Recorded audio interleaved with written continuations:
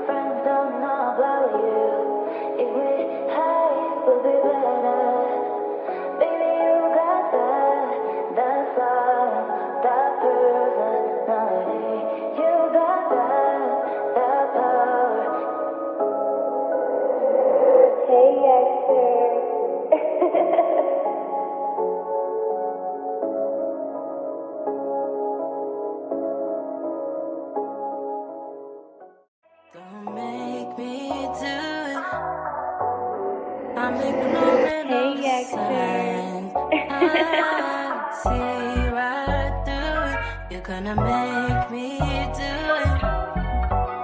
I'm ignoring all the signs.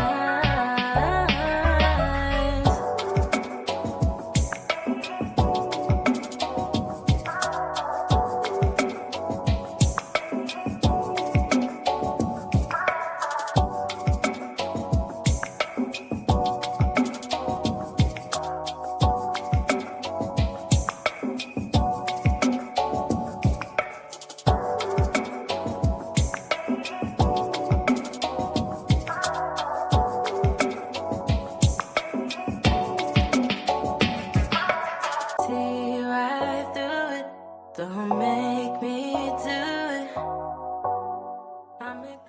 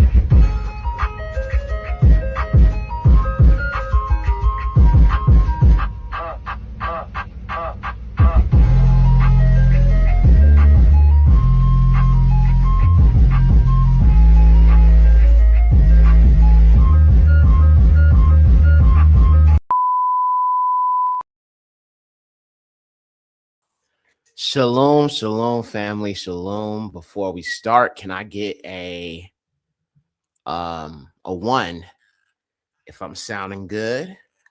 Mic check 1 2 1 2. Mic check 1 2 1 2.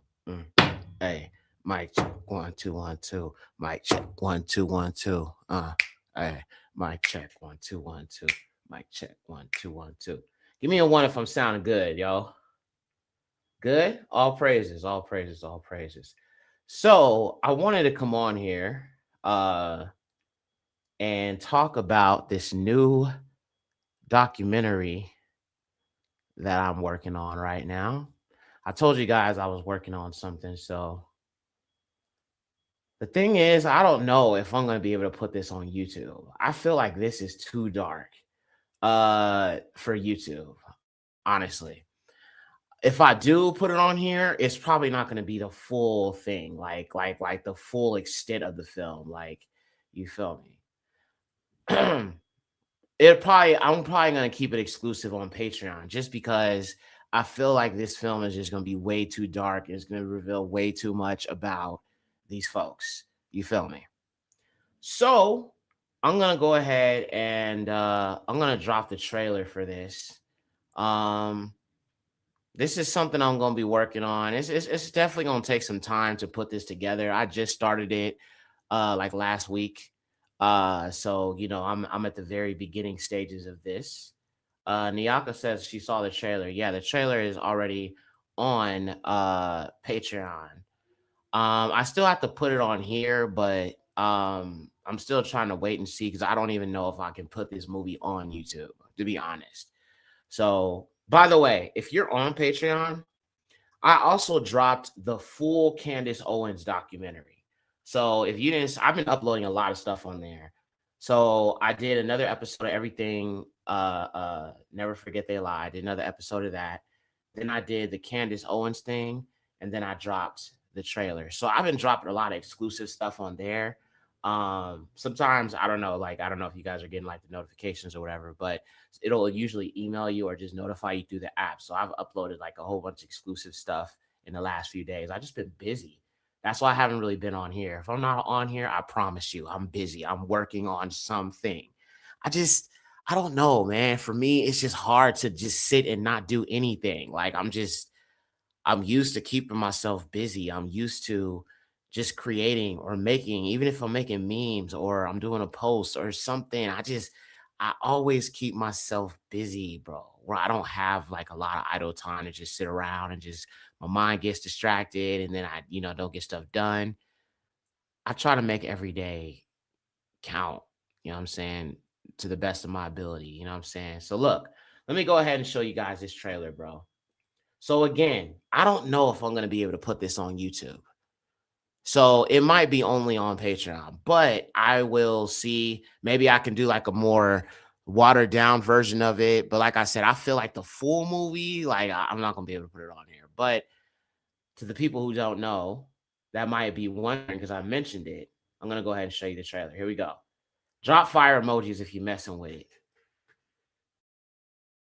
But because white people are so tolerant, so far all we've done is demos, but that will come to an end, and I assure you. We're white people. We desolate continents, we wipe out civilizations and restart world wars. We desolate continents, we wipe out civilizations and restart world wars. We're white people, the white people, the white people. We desolate continents, we wipe out civilizations and restart world wars. So far we've been tolerant. So who's the white man? The whites are actually the Nephilim, the seed of the devil, which is indicated by being non-black, meaning that your seed is mingled with the nations. So the Nephilim are the white race, mixed race, because the seed of the devil mingle with the seed. In this day and time, it is very hard for mixed people and white people to come to the realization that they are the Nephilim, that they are the seed of the devil, because this world has made it so that white is considered superior and they have the advantages, so it's very difficult for them to come to the understanding of what they really are. The white race is represented by the Nephilim. The Nephilim, who have all the power, the mighty men of old, men of renown, doesn't necessarily mean giants in height. At a certain point, before they got the mixing of the genetics together, there were giants in the earth. Like, the Philistines were extremely tall. But in this day and age, where we're at a later time, the appearance of the Nephilim is more consistent with the appearance of the regular height of men. So they're not necessarily giants in height, whereas they were at a, at an earlier stage when they were said to look like, make the men of Israel look like grasshoppers. But in this day and age, the Nephilim is the white race and the mixed race, but mostly the white race. But they're men of old, men of renown. Why? Because they rule the world at this current stage. Whites rule the world, and they're violent, wars and stuff like that. And also, I guess the mixed race that have that serpent seed or that fallen angel seed, which that makes people look leprous, with yellow hair and stuff like that. But mainly the features of the white race is indicative of the tampering of the original genetic code of the human. So it's like a stripping of, like, the melanin and all that. It's a stripping of the original man and woman that the Most High created. Beware the beast man, for he is the devil's form. Alone among God's primates, he kills for sport or lust, greed.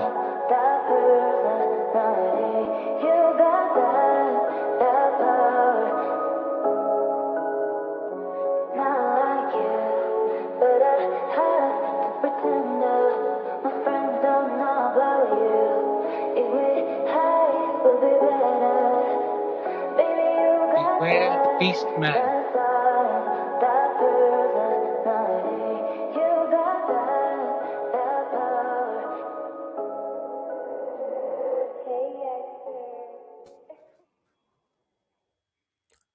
Yo.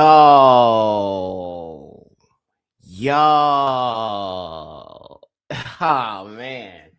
So yes, man. I'm working, putting a video together. I'm actually working on so many things right now.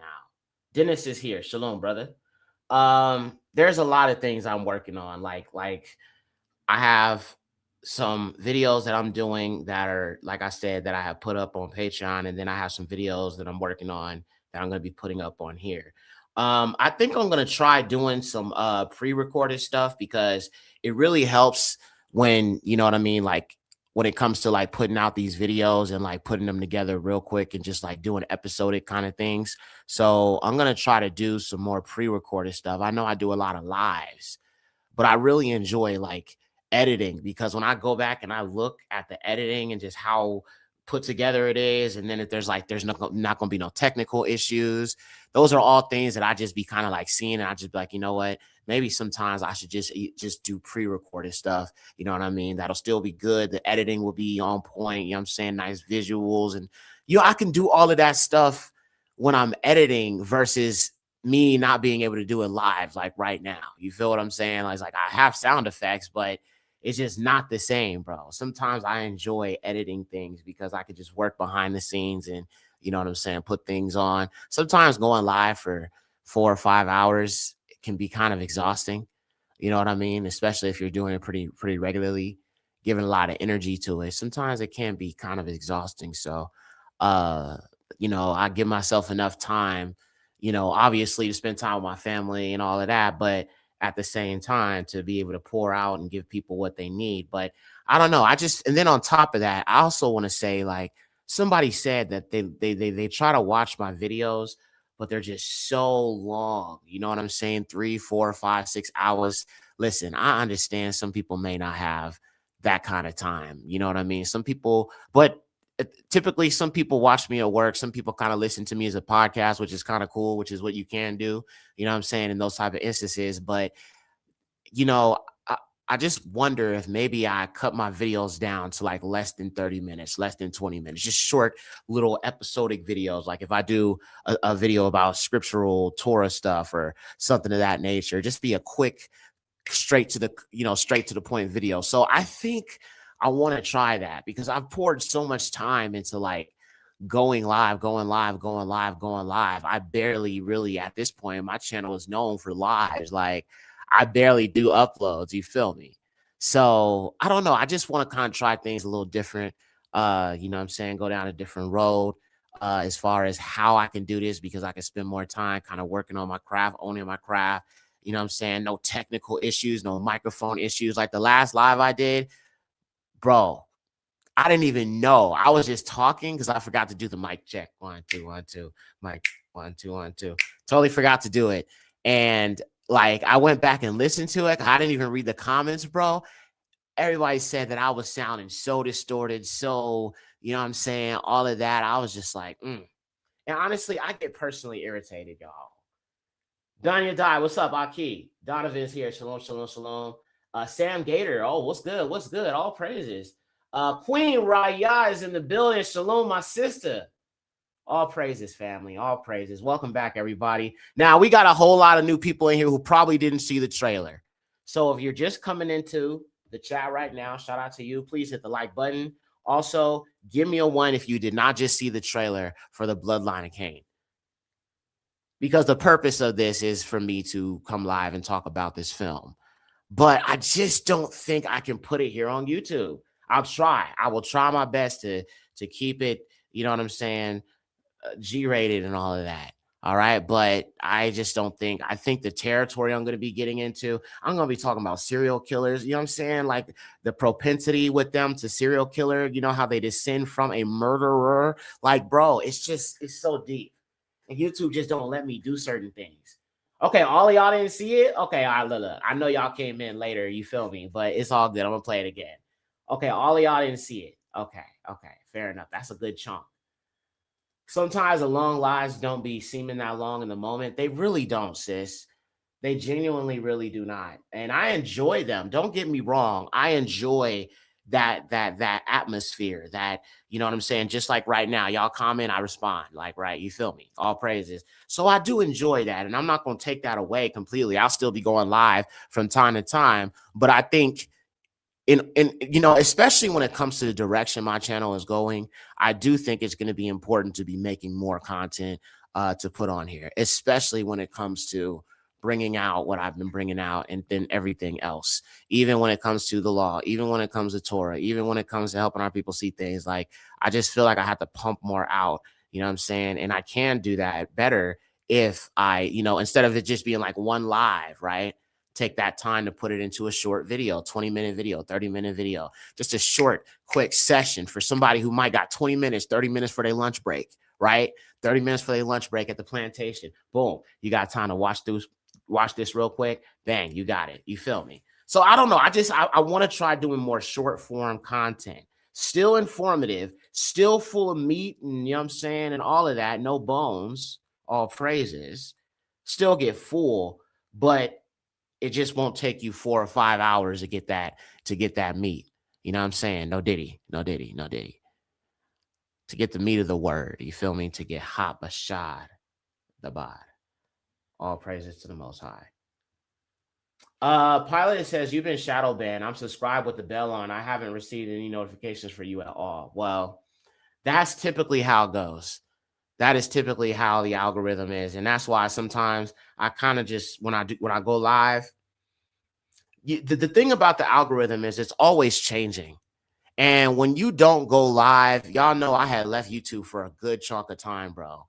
When you do not go live as much as I was doing, like, and then I just suddenly stop uploading, just go totally like ghost, then the algorithms treat it like, okay, there's no engagement on the channel. There's no, you know what I'm saying, people showing up. Whoop, whoop, whoop, whoop, whoop. So they knock you down versus people who do long form content, who are on live regularly. So that's why a lot of people who are YouTubers, sometimes they have to slave to keep their head above water and keep their relevance going. And it's like, for me, bro, I'm not living my life like that. Like, bro, I have a wife. You know what I'm saying? I've got a family. I will not live my life like that. You know, if I need to take a break, I will take a break. I will just fall back. If I fall out the algorithm, it is what it is. You feel what I'm saying? What the Most High wants to get out and wants to be seen shall be seen, regardless. I've been shadow banned before, so yeah. All right, y'all. So look, shalom, everybody. Okay, all praises. Please hit the like button. So look, let me go ahead and play this trailer. 1 hour. Micah said 1 hour would be perfect. All praises. That would be fire too. I mean, even an hour video would be kind of something we could do as well. Just keep it 4 or 5. I get it. Y'all love those videos because we go so deep. We have fun together and we can still do them. But I just want to have stuff for people who may not have that kind of time. You feel what I'm saying? And I try to be considerate, you know. One of our sisters said that, and she made a point. I was like, well, you know, I mean, that's true. It's like you want information, but you may not have 5 hours of time to get that information, right? And I know I'm so used to packing stuff into, you know what I mean, just packing it. It's like an information sandwich, right? I mean, I'm so used to packing that thing. You know what I'm saying? No Diddy, just pack. I was packing it out, pack, right? Like FedEx, bro. Bars. You feel me? Packing out that information, just stuff like pillow, just like a pillow stuff. You know how you stuff a pillow with cotton? Well, I was stuffing this sandwich with information. And sometimes it can be so much for one person to take in one sitting. Just like much like stuff, a big old stuffed sandwich is too much to take in one sitting. You feel me? It's like, okay, I had enough. I'll save the rest of this for later. It's like if you go to Subway, you get you a sandwich, you might buy a foot long, no Diddy, right? But then you might say, you know what? I don't even want this other slice. I'm gonna save it for later. Wrap it up, put in the fridge, whatever. You feel me? So it's the same thing, bro. It's the same thing. So I want to just try different things. However I can reach our people. I know that some of the things on this channel are controversial, but you know, the thing is, even in controversy, there's so much truth. And to be honest, the truth of Yahuwah's word is controversial, and it always has been. And to be real with you, I watched this video, and I'm going to play the video. I'm going to play the documentary. Shalom, Yummy. Shalom, sis. All praises to the Most High. I'm glad you're here. I'm about to play the video for this documentary, The Bloodline of Cain, the trailer. I want to just explain this real quick. I watched this video of this one of them folk from the Bloodline of Cain, right?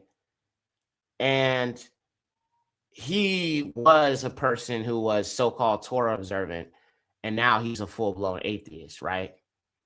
And his video popped up on my feed. I just happened to just see it, and I just listened to what he was saying, and I'm just like, the way about the Most High. You know what irritates me about them specifically, the Bloodline of Cain, is they always want to talk about this covenant and then come in and talk about, you know, animal sacrifices and things like that are evil. And, you know what I'm saying, it's cruel to do it against, you know, humanity and all this goofy stuff, man. Like, you know what I'm saying? Like, you know, if he's like, let's just say you brought property in America, right? And you had a backyard and you wanted to slay a lamb. You wanted to slay a goat. You know what I'm saying? Maybe you want to do like a backyard renewing of vows or something, and you got you a little goat and you want to slay the goat. You know what I'm saying? Dowry, whatever. You feel what I'm saying? Bro, they would literally have the feds at your door, bro, ready to knock your ish down, bro. Like you got freaking ounces and pounds and, you know what I'm saying, kilos in your stash. And all you did was slay a freaking goat, bro, ritualistically. But see, white people, bro, they could just look over there. Right? And tattletale on you, snitch on you. You feel me? That's what they call it. They call it tattletale, snitching, right? They always poking their nose in our business. You feel me? They get away with that, right? So we can't even do anything because according to our Torah, honestly, I think there's a reason why. I mean, this is obviously defiled land. I mean, let's just be honest. America is defiled land, and it's defiled with our blood, by the way. Hold up. Let me say that again, because I'm noticing a lot more black people are getting their DNA results and they are realizing that they're Bantu. And when I say black people, I'm talking about niggas in America and the Caribbeans and all of that. But I don't really see too many Caribbeans deny that they're African or that they have African heritage. Anyway, I'm noticing more Negroes are starting to realize that they are 100%, well, not 100%, but they are mostly of West African ancestry. And there's nothing wrong. Like, it's like we have allowed these demons, the Bloodline of Cain, to deceive us into rejecting actual facts.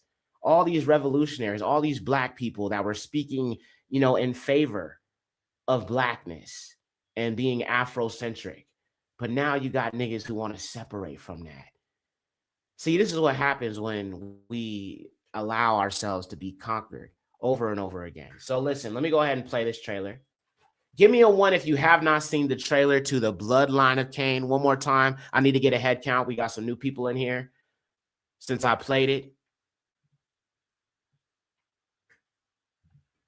This covenant. And you know what? You know what, fam? I'm working on another video. Like I said, this one might be more pre-recorded, but I'm working on another video. It's going to be for here on the channel. All the biblical stuff that I do, you know what I'm saying, is going to be here on YouTube. And then like all the deep dive stuff, that's going to be for Patreon. So I utilize both platforms. But what I realized is when you read Maccabees, okay, ones, all praises to the Most High. Nobody saw it. Okay, cool. Okay, I'm glad. Y'all will like it. Okay. The reason why I'm asking this, fam, is because when you read Maccabees and you look at how they set up this altar of Zeus, they had the Israelites honoring the god called Bacchus or Bacchus or Dionysus, or who JC is based upon. I want you to understand this ancient conspiracy. We go back to the Psalm 83's family in the word of the Most High from our great forefather and king, you know what I'm saying, Daud, the anointed one. He said that these nations would take conspiracy against us in Psalms 83 to cut us off from being a nation. So when you read Maccabees, fam, and really, like, if you have not got into it, take time to dig deep. And that's what I've been doing, honestly. I've been digging deep into Maccabees and going back, rereading it. But when you read Maccabees, you will understand, Yasharal, there was a conspiracy since Maccabees to get you to worship other gods. There was a great conspiracy, and they put so much emphasis to get us to abandon the Torah. And when I read that, and it's like, at first, even when I was Messianic, I'm like, okay, so it's just Christianity. But now I fully understand when I connected the New Testament character to Bacchus and Dionysus, it made sense, because this is the same religion that preaches this lawless stuff and doing the pagan holidays and all of that. And it's just like, now it all makes sense. And then you look at Wisdom of Solomon, chapter 14, and it talks about the idols and spiritual fornication. And think about it. Let me ask y'all a question before I play this. I'm sorry. I got to just get deep. I got to get deep for a minute. I got to get deep.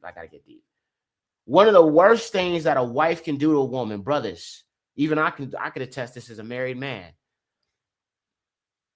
Any man will tell you this. Any married man. One of the worst things that a wife can do to you is commit adultery, right? Or fornication. Give me a 5 if you agree. Give me a 2 if you disagree. And you know, if you a sister, I'm sure you know what I'm saying. You'll agree. But I'm just saying, just in general, that would be one of the worst things that could happen to a man that is married, or even for a woman that is married. Adultery, okay? But I'm referring to it from a male perspective because I'm about to make a point. 5, 5, 5. Okay, all praises. Y'all agree with me? Barak Yahuwah. Okay, all praises. Wonderful. Define fornication. Fornication would be adultery. It would be, see, the thing is, that's what I'm talking about. Christianity has told us so many things that are not what they are. They told you fornication is premarital, relations or having sex with someone you're not married to. Well, according to the Torah, that is not a sin, okay? It's not a sin to have sex with somebody that you're not married to. However, if you do lay with somebody, you are expected to marry them. That is actually the truth. But fornication has nothing to do with, having relations before you're married. That's not a sin. As long as you actually marry them, then biblically or scripturally, that would be how it would work. Especially if she, according to she's a virgin and you defile her, then yeah, you would have to take her as a wife. But yeah, fornication is not what Christianity has told us. Okay. Yeah, Christianity just adds and makes up stuff. Just like they told us polygamy was a sin. Nigga, no, it's not, nigga. Polygamy is not a sin, bro. All right, it is optional. It is a choice. If an Israelite man, if he is able to provide for multiple wives, yeah, he's allowed to do that. That's fine. That's not a sin to the Most High. He's just expected to provide for those wives. But if a man is a one-woman type of man and he only want one wife, which is me, you feel what I'm saying? You know what I'm saying? Then that's totally fine too. So it's optional for an Israelite man if he want to have multiple wives or if he don't. But these Christians have told you that that's a sin, and it's not. So it's a lot of things that they have told us is wrong that we have to really kind of like reassess and look at the scriptures and be like, well, they're saying it's wrong, but it's our culture though, right? So anyway, going back to the white dude from the Bloodline of Cain, right? So I watched his video, and he was talking about how the Most High is narcissistic and unmerciful and tells them to destroy our enemies and, you know, genocidal. They use words like that. But I realized the reason why they truly feel that way about the Most High and why so many atheists are white is simply because he's not their God. Let me show y'all something. There's a band of Canaanites. And I'm going to be doing another video about the Bloodline of Cain. I will be talking about these white Canaanites. All right. Because the Canaanites, from what I see, they're white. And y'all already know that. But I'm going to get deeper into it in the Bloodline of Cain. So let me show you something here. Give me 1 second. Okay. So when you look at the concept of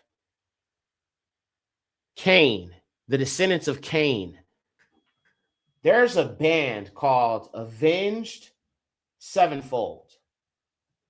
All right? And they have a song called God Hates Us. I talked about this before. But deep down inside, bro, they know what the truth is, bro. You feel me? Let me show y'all this. Hold on. Give me a second.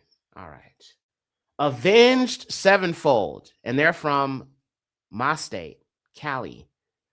You feel me? Huntington Beach. They're a heavy metal band.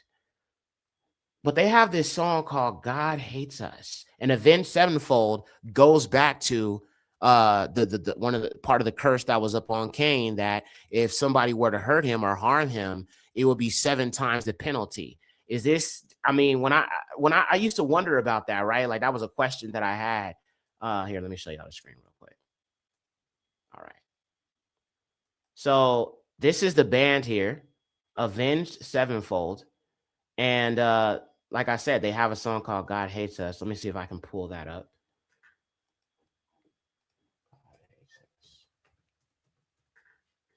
And even when I think about music, the music, fam, that they make with the heavy metal and, you know, in music, I'm going to be speaking in musical terms. So some of y'all may not understand what I'm talking about, but I'll try to explain it the best I can.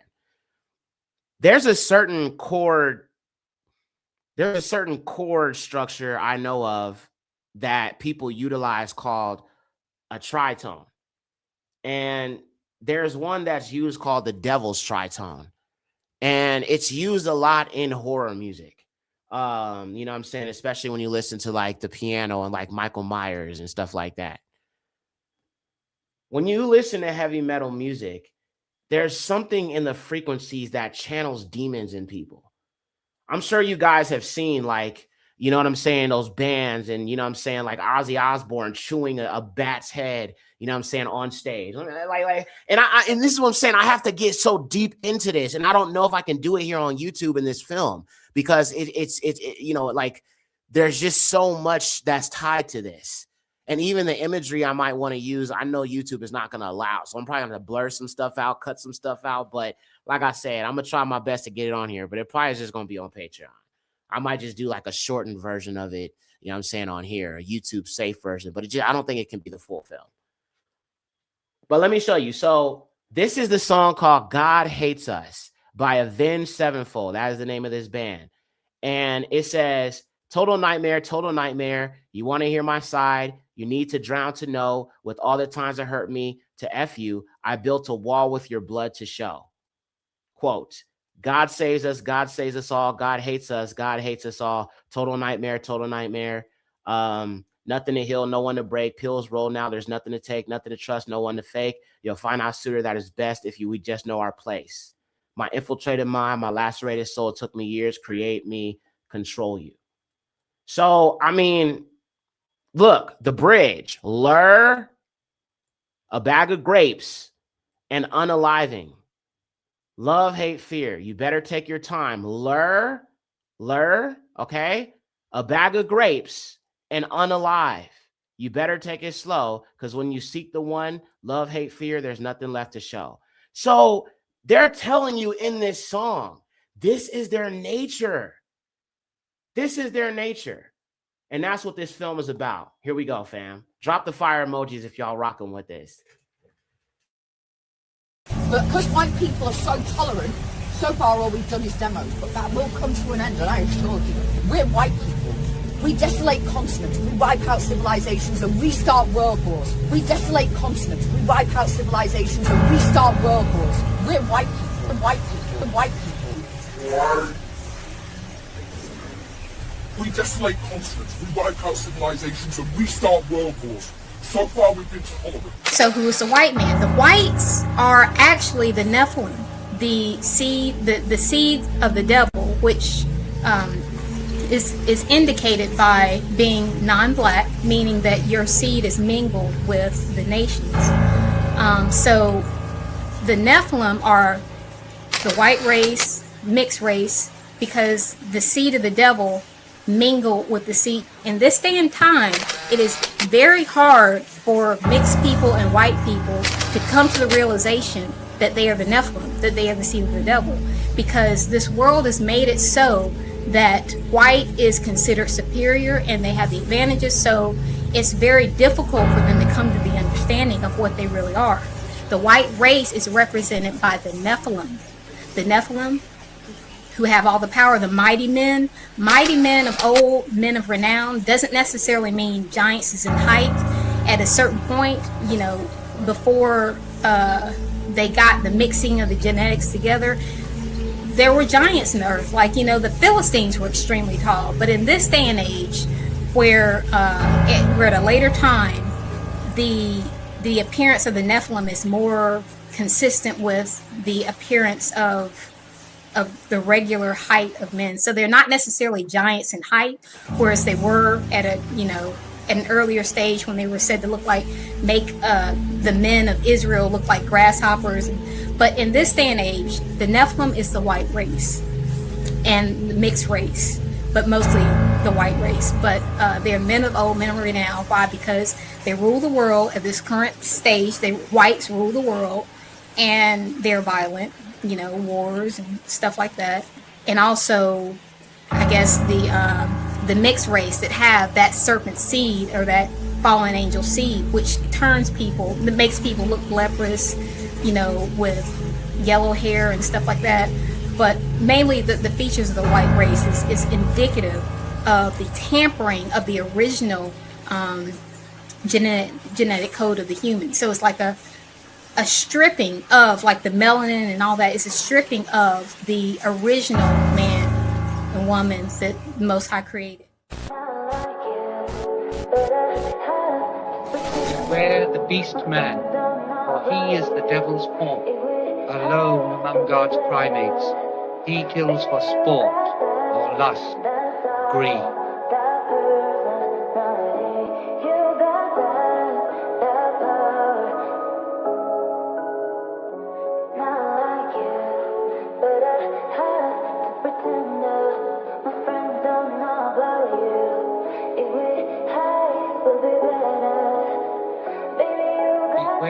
Beast man.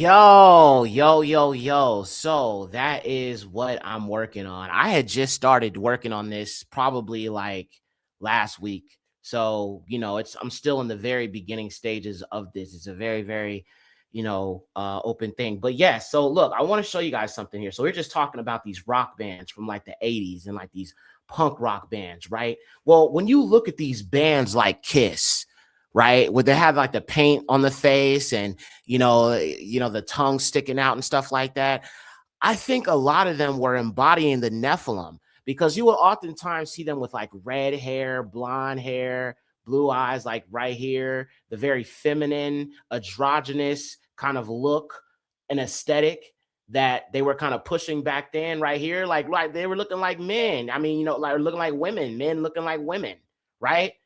This all seems to embody like the Nordic and the Norse mythology of like Odin and stuff like that. But essentially, yeah, and you have some of these like Germanic rock bands that also had this look. You feel what I'm saying? Now let's look at Kiss. Kiss, the rock band. I always thought they were weird, bro. I was like, what the heck? All right. So Kiss, right? So I feel like a lot of these like bands and stuff were based upon like the Nephilim. You know what I'm saying? They were based upon the Nephilim, and these bands were like invoking kind of that concept of like the Nephilim seed or like the Nephilim monsters right here. So you know you can see like the face paint. Bro, you got all this hair on his chest. Oh my gosh. And that's like the Nephilim thing. Like that is the Nephilim gene. One of the Nephilim genes is the hairy body, or the hair all over the body. And that's where the wild man came from. The wild man is a result of this genetic mutation. That is where the Neanderthal came from. You feel me? Matter of fact, let me show the proof. I showed the receipt in the yeah, like clowns. So you know what? I'm glad you brought that up, because a few people brought that to my attention. They're like, Yekcyr, have you seen this documentary about how the Nephilim look like clowns? And honestly, I mean, there's a lot of truth that I could believe. We know they were pale skinned. You know what I'm saying? Enoch 106. So look, the Neanderthal, the caveman, the beast man came from the fallen angels. I have been saying that, and it really came, like it started with Esau and the Horites. But I want to show you some receipts on that though, fam. So look, angelic human seeding, contemporary lineage begins. And then right there, 250 BC, you see the Luluculus is highlighted in blue, Neanderthal, angelic human seeding, the Neanderthal. So I love how the Most High confirms what I've, you know what I'm saying, come to understand. So let me show you this. Let's get back to this real quick. Just wanted to show you that.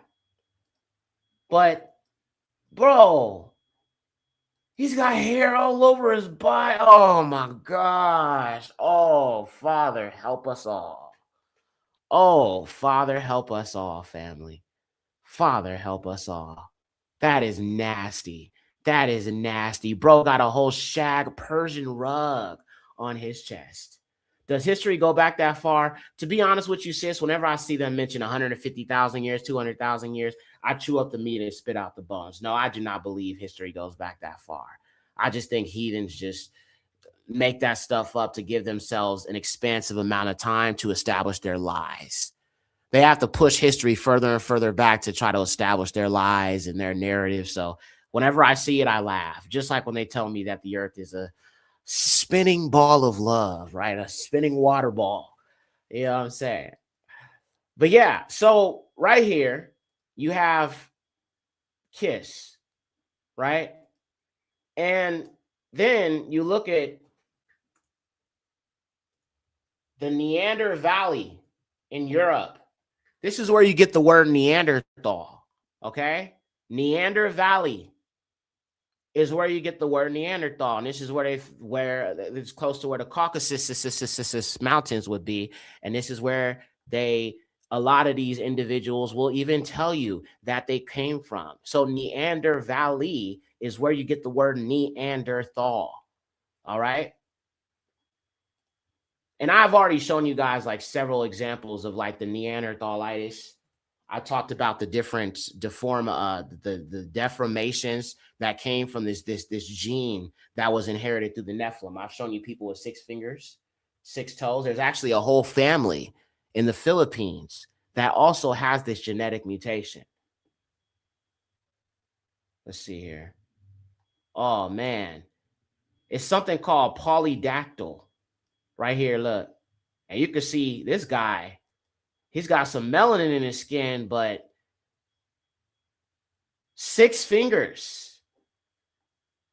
All right. So these things are recessive genes that can be inherited through intermixing and all other types of things. Let me see if I can, which is why, this is why I always say, bro, when it comes to our people, we should only be marrying our own.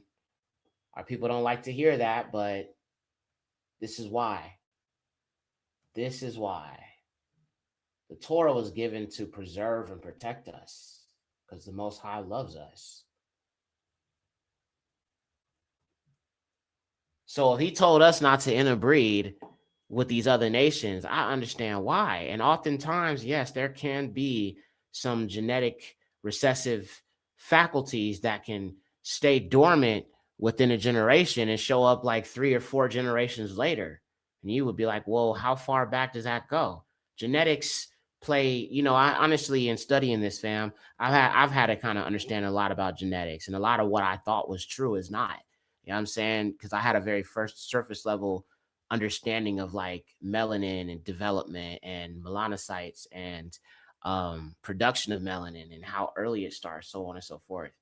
Even right now, you know what I'm saying? I think about, you know, my wife and like her pregnancy, and right now, you know, probably in my child that's in her stomach, the melanin is probably already fully developed. You feel what I'm saying? All phrases, man. So, you know, and by the way, my wife, you know, she we went to the hospital, you know what I'm saying, to get the checkup and do the scan. Baby is good. Baby is breathing. Heartbeat is good. So all praises, man. All praises. All praise. I give all thanks to the Creator, man. You know what I'm saying? All praise to the Most High. But yes, so here, look at this. You have a whole family, and they all have 6 fingers on each hand, a whole family. Okay, so recessive genes can be passed down, you know what I'm saying, through a family lineage. It can happen. Even albinism can be passed down.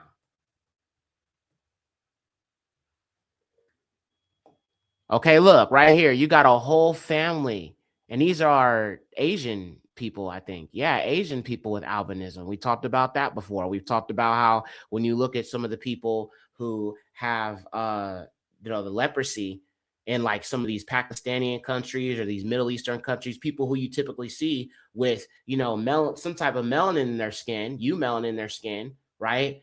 But when you look at them with albinism or leprosy, you know what I'm saying, or well, I wouldn't say leprosy, but more albinism, you're like, whoa, they look like they're Caucasian. And that's what I've always found to be so interesting. That's what I always found to be so interesting. So let me see. Right here, this is a whole family. You know what? Let me see if I can go here to this thing, and I could show you. There's our article I did on albinism.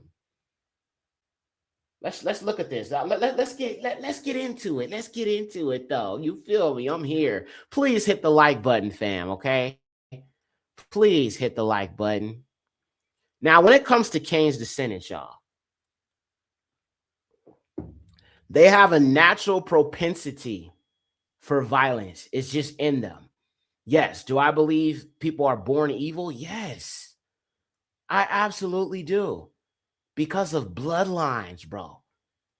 This comes down to blood and bloodlines. I know the distraction is racism and skin color, but that is the distraction.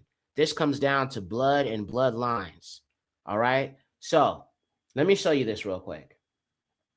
There are people that the Most High has marked, so we would be able to identify them in this time of our awakening. And it is that cut and dry.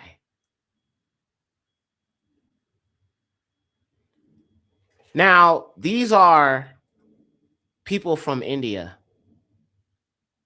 Obviously, they have eumelanin.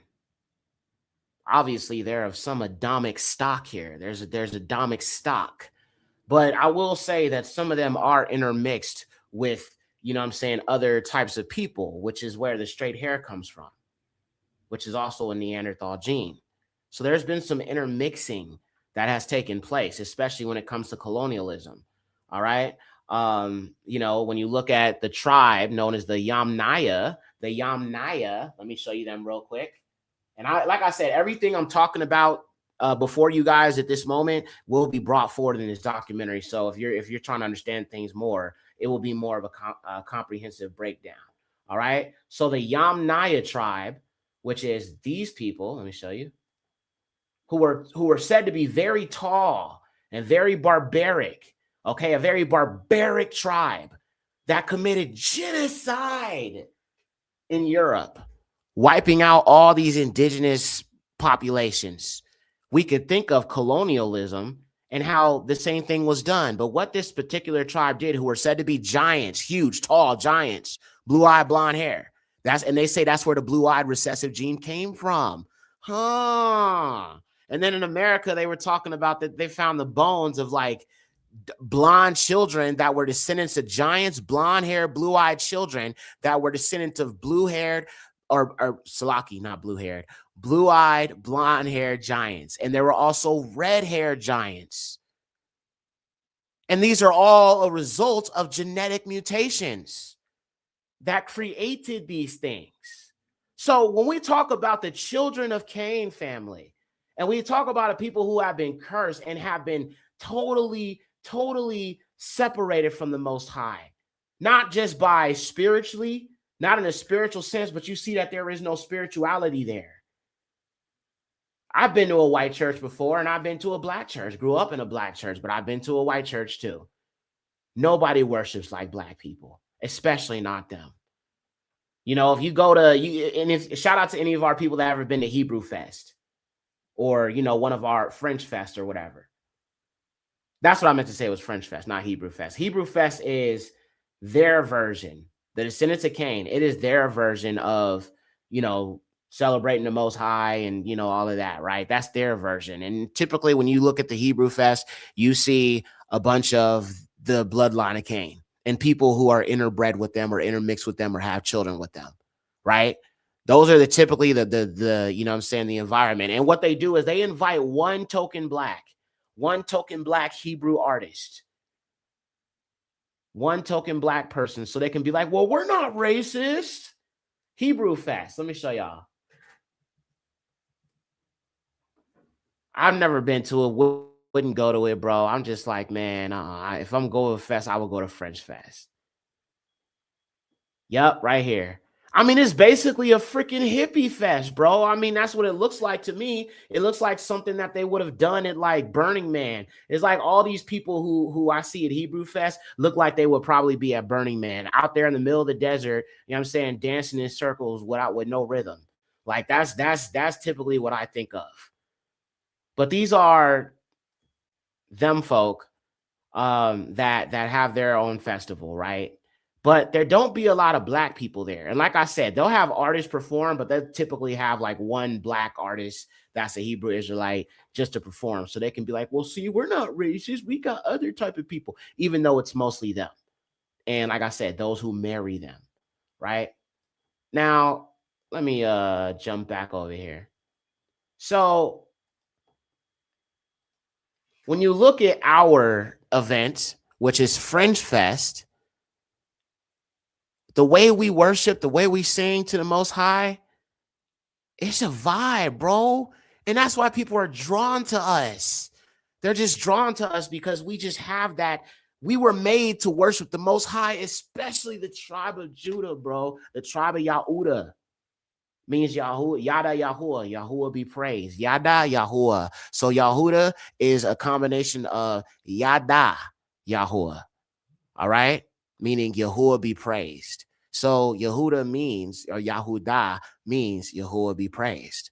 And that's why, you know what I'm saying, people are drawn to the music. They're drawn to us. And it's just something about us that they just know is just different. Everybody know. The nations know, bro. You feel me? They know. But we all know, all praises to the Most High. But we were made to esteem the Most High, man. And even the heathens would be like, bro, Black people are just so spiritual. Black people are just so, you know what I'm saying, they sing beautifully and they can dance and they got, you know what I'm saying, all of that. These are things that the children of Cain do not have. And because some of them do have, because of the mixing, they do have some of that melanin in there, right? Some of them can dance. Some of them can sing, right? But they will still have the perspective of their other side that will dominate them being, you know what I'm saying, even attempt to be pro-Black. And no, I personally, you know what I'm saying, if you are mixed, I do not consider you Black. I consider you biracial. That's not your issue. That's not your fault, but you feel what I'm saying. So, I mean, essentially, I just think that there's a people that the Most High has marked, the people who are not made in his image, that we would know who it is in these last days. Now, let's look at the scriptures real quick. We're going to go over here to Genesis 4. I always want to make these things scriptural for the people. So Genesis 4, we're going to read this real quick. All right, so Genesis 4. Let's look at this very quickly, fam. Appreciate y'all for being here. I know some of y'all, might be bad time, but thank y'all for everyone who is here. I appreciate you guys. All right. So this is Genesis 4, and we're going to read 1 all the way on. And of course, I'm using the Septuagint. And Adam knew Kua, his wife, and she conceived and brought forth Cain and said, I've gained a man through the Most High. And she again bore his brother Abel, and Abel was a keeper of sheep, but Cain was a tiller of the ground. So like a farmer, okay? And it was so after some time that Cain brought the fruits of the earth, a sacrifice to the Most High. And Abel also brought of the firstborn of his sheep and of his fatlings, and the Most High looked upon Abel and his gifts. But Cain and his sacrifices he regarded not, and Cain was exceedingly sorrowful, and his countenance fell.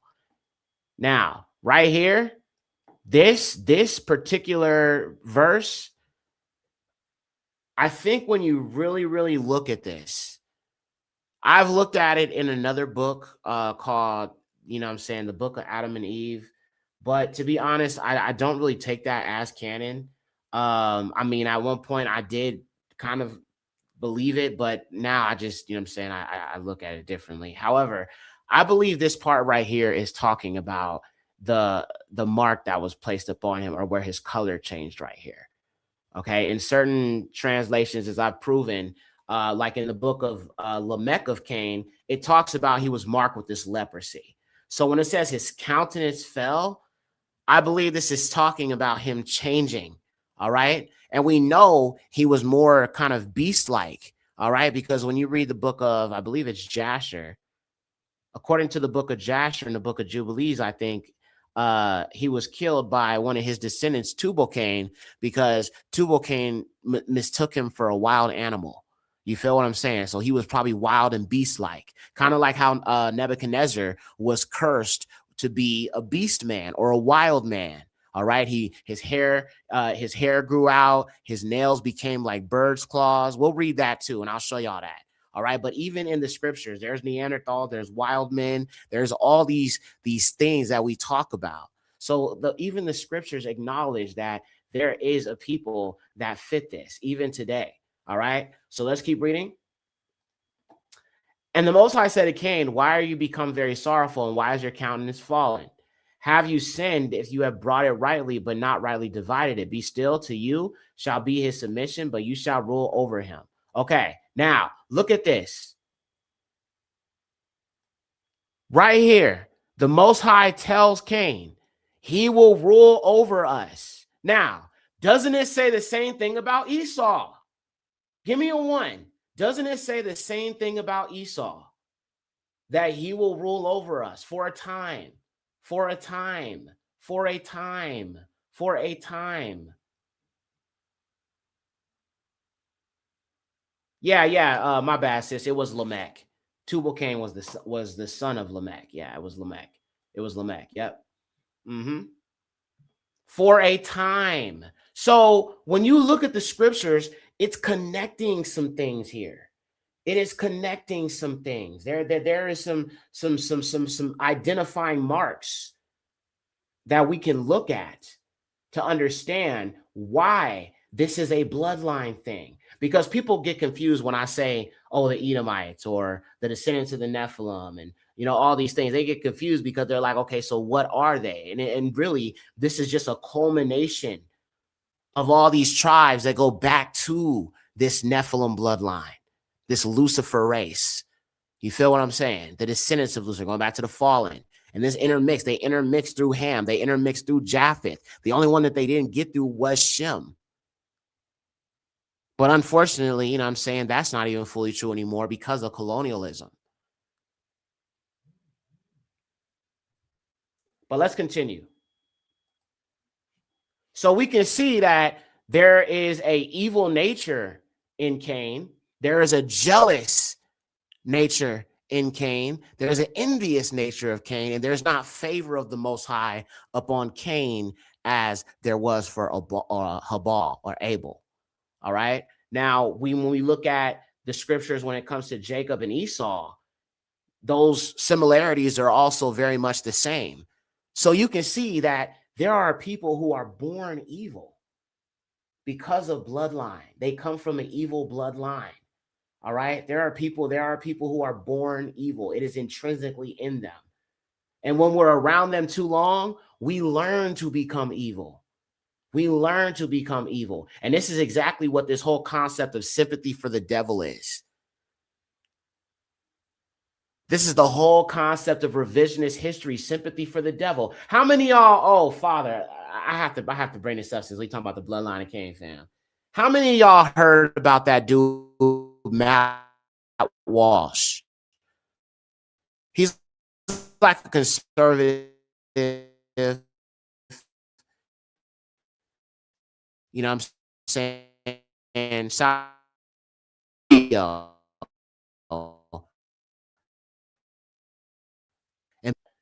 revisionist history. The Bloodline of Cain specifically targeted anybody with melanin in their skin. They targeted anybody with melanin in their skin simply because they had to seal the lie that they were the originators of everything. Now, you're breaking up. I'm breaking up. Am I breaking up, fam? Hold on. Somebody said I'm breaking up right now. Is my audio good, fam? Before I continue.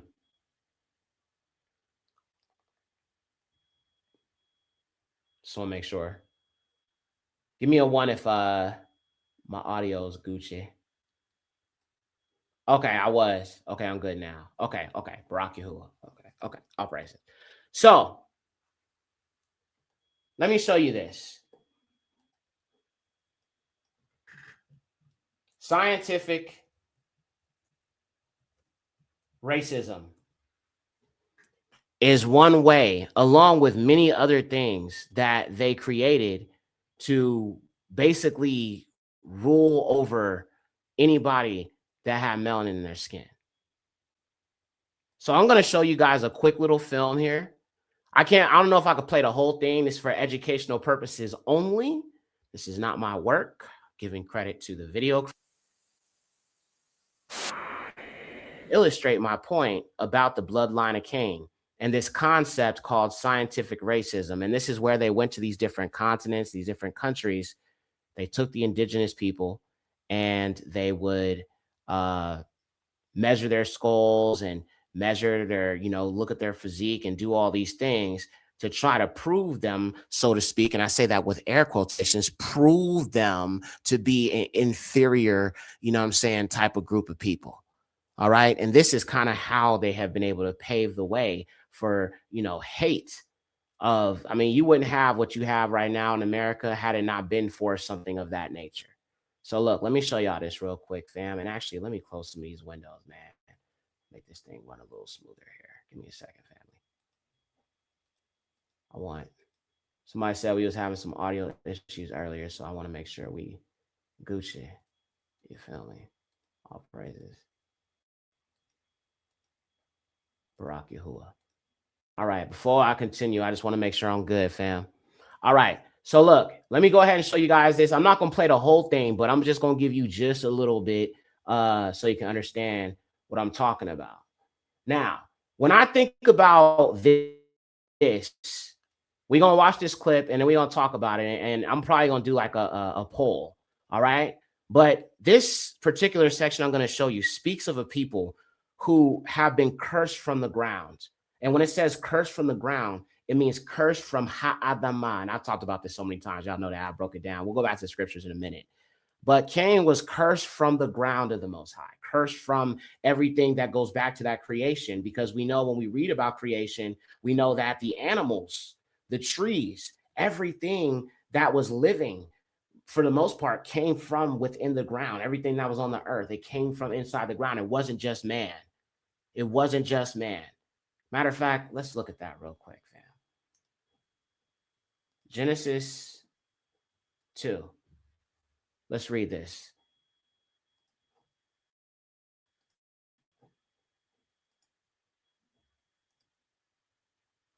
All right. So Genesis 2, we're going to scroll down here. All right. Now, let's start here at Genesis 2. We're going to read verses 7 through 9. And the Most High formed the man of the dust of the earth and breathed upon his face the breath of life, and man became a living soul. And the Most High planted a garden eastward in Eden and placed where the man whom he had formed. And the Most High made to spring up also out of the earth every tree. Okay, so look, the Most High made to spring up also out of the earth every tree, beautiful to the eye and good for food, and the tree of life in the midst of the garden, and the tree of learning the knowledge of good and evil. All right.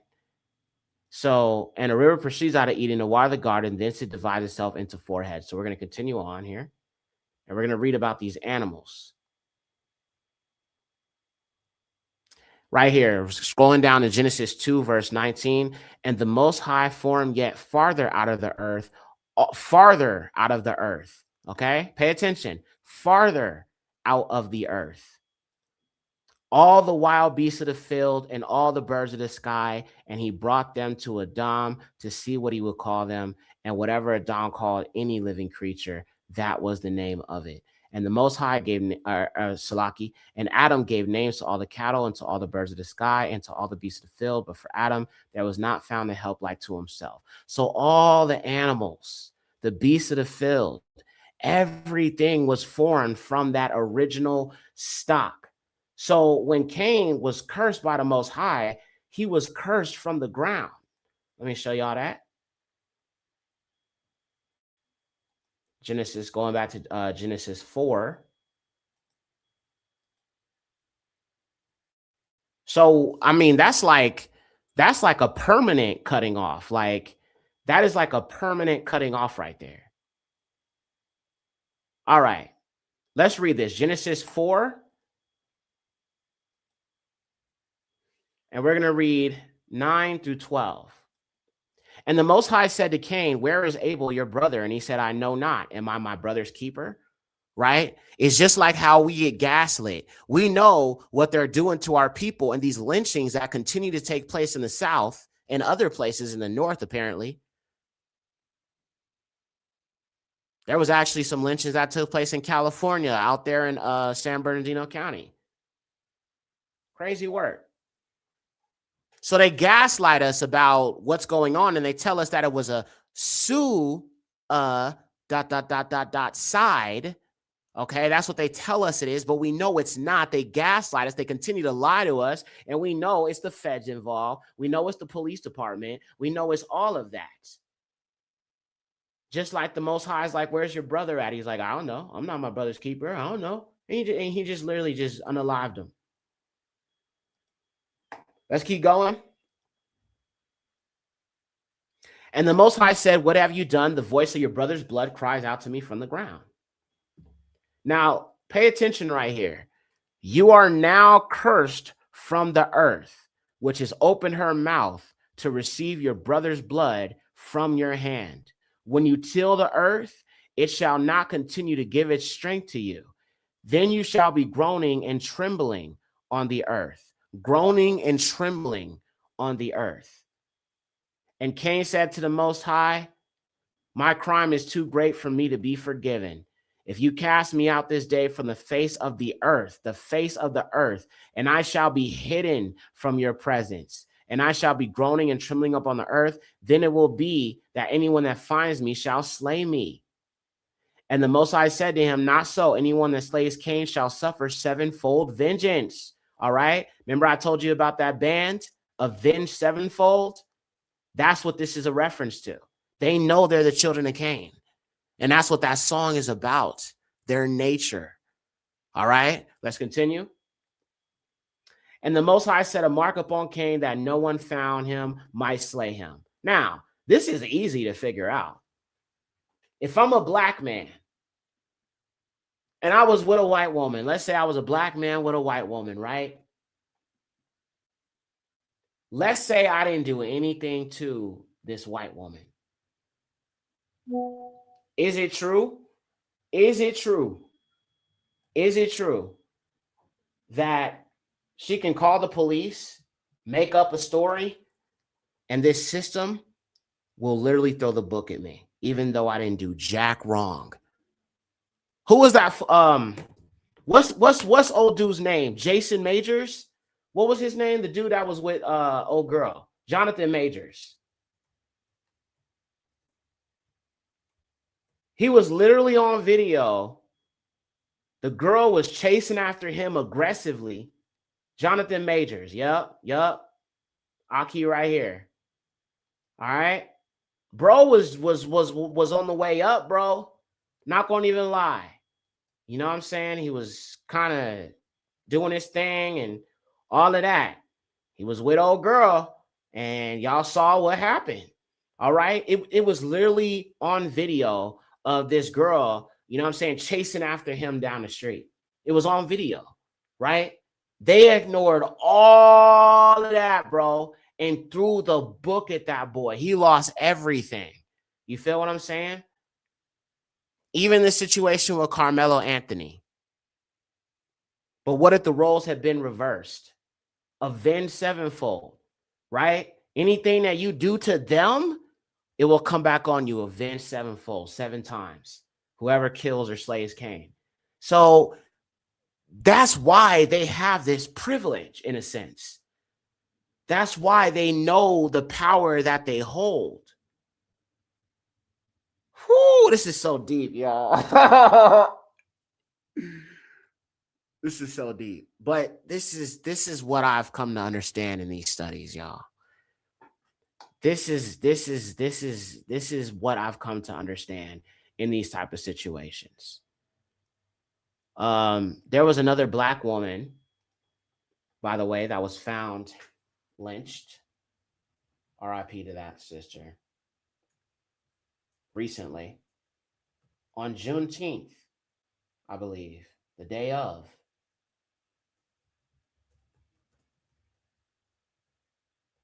And here's the thing. The reason why it's never addressed what's really going on is because, let me tell y'all something, family. A lot of these people who are involved in these lynchings, okay, this is going to be kind of disturbing. I'm not going to lie. But that's why I got to talk about the children of Cain, the bloodline of Cain. So basically, when it comes to us as a people, one thing about them is it bothers them to see Black people doing well. Us doing well, there's no way to balance that out, right? In their mind, there's no equal playing field. There's no way to balance that out for them, because if they were to try to balance it out and have us on the same playing field, everybody on the same playing field, we would absolutely outdo them. All right. So in order to come off as superior, I'm going to create a system to keep you at the very, very bottom systemically, so you're never able to rise above a certain point. And if you ever seem to be rising above that certain point, I'm going to do everything in my power to shut it down. Let's look at this video real quick, fam. I know that was like a whole lot to explain, but you feel me. All right, here we go. All right. And honestly, I don't think I could play like... All right, I'll do it like this. All right, fam, here we go. From deep within the dunes of Africa's Namib Desert, a terrible secret is beginning to emerge. These are the remains of victims of the world's first death camp. A place where thousands of Africans were exterminated by the German army 30 years before the Nazis came to power. These remains have lain here forgotten for over 100 years. But this terrible place is not unique. Scattered across the world are the sites of the massacres and genocides of imperialism. All praises, all praises, all praises, man. Our sister, Yah's Truth Seeker, just joined the membership. Thank you so much, sis. I appreciate you joining the membership. All praises. Y'all show her some love in the chat. Appreciate you, sis. Thank you so much for joining the membership. Appreciate you. All praises. Let's keep going, fam. Where millions died in an aspect of colonial history that Europe often chooses to forget. These people were victims of the truth that lies behind the myth of the white man's burden. Throughout the 19th century, I'm going to probably have to fast forward some stuff because they're probably going to put an age restriction. Let me just fast forward this. All right. I want y'all to listen to this, fam. 750,000 slaves across the Caribbean were about to be freed. And as Britain basked in her sense of national benevolence, it was presumed that the grateful slaves would transform themselves into a hard-working and Christian peasantry.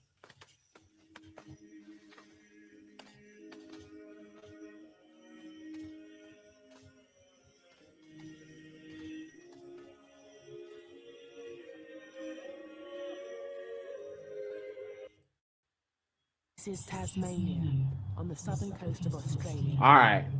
This is what I was looking for. So this is going to be talking about the Tasmanian Gen O side. All right. Pay close attention to their motivation. Was that dark melanin in their skin? All right. That was like the one of the things that just made them so jealous. They went over to this area and they said, oh, no, we got to get rid of all of these people. We got to get rid of all of them. And they did. Pay attention. It's kind of disturbing, some of the stuff that I'm about to share with you, but this is why I'm saying they're the bloodline of Cain. They descend from unaliver. And that's why when you look at serial killers, that is why there's this love affair, bro. It even reminds me of like that film of that gay dude, you know what I'm saying? That was like going around unaliving people. What was his name? It was on Netflix. It was like, I forget. I didn't watch it. I didn't want to watch that, bro. But it was a film about a serial killer that was going around kidnapping men and bringing them to his house. And then he was like doing stuff to them. And you know what I'm saying? Just nasty, creepy stuff. And I noticed that a lot of the women were like, oh, he's so handsome. And I'm just like, bro, this is the children of Cain. They have normalized and desensitized people to loving evil. All right. They have desensitized that, you know, woe unto those who call evil good and good evil. Isaiah 5:20. Yes, Jeffrey Dahmer. Thank you. Thank you, my brother. Thank you, family. Yes. See, y'all knew what it was. Y'all knew what it was. Somebody said, turn the video up. Okay, I definitely will. Because it's actually at the part that I really wanted. So, all right, we're going to watch this. Let me turn up the volume on it for you. All right, let me see. Oh, damn, the volume is low. My bad. Dang. Okay, I see what you're saying for real. All right, fam, here we go.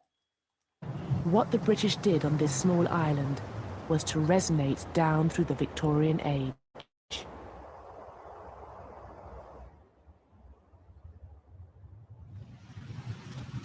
When the British started to settle in Tasmania in 1803, they encountered the ancient Aboriginal peoples of the island. Only 5,000 strong, they had lived in complete isolation for 10,000 years, on the very edge of the habitable world. The settlers saw these people through ideas brought with them from Europe. Quite early, you get expressions of disgust and shock about the way the Tasmanians lived. To the Europeans, it appeared that the Tasmanians were without culture, they were without religion, they were godless. So they looked upon the Tasmanians as people who'd been left behind by history. And they also related to a very popular idea of the late 18th century, that is the great chain of being, that the various races of humankind were arranged in hierarchical order, and that the Tasmanians were uniquely savage and primitive, and therefore can be treated almost as animals.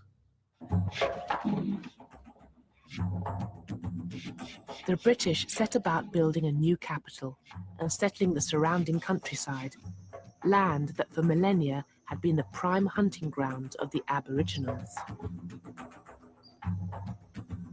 Out in these fields and pastures, far from the control of the authorities, the settlers were free to displace and abuse the Aboriginals. From the 1820s, huge amount of Aboriginal land has been taken up.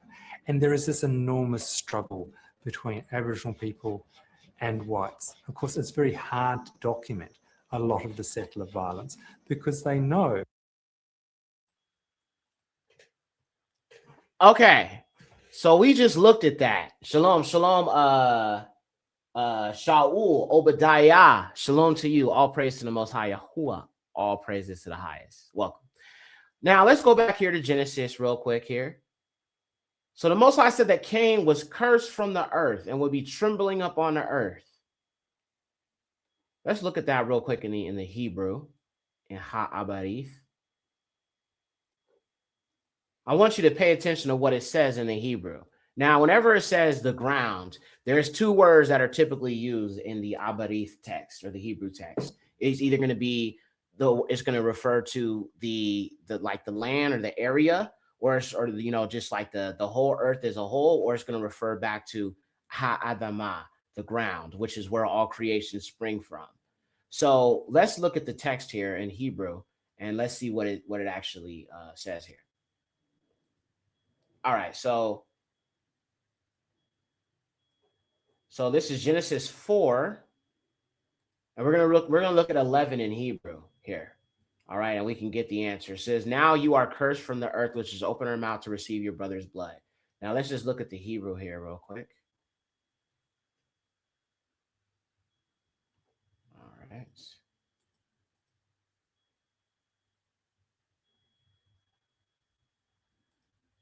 Interlinear is not loading up. That's kind of weird. Hold on, y'all.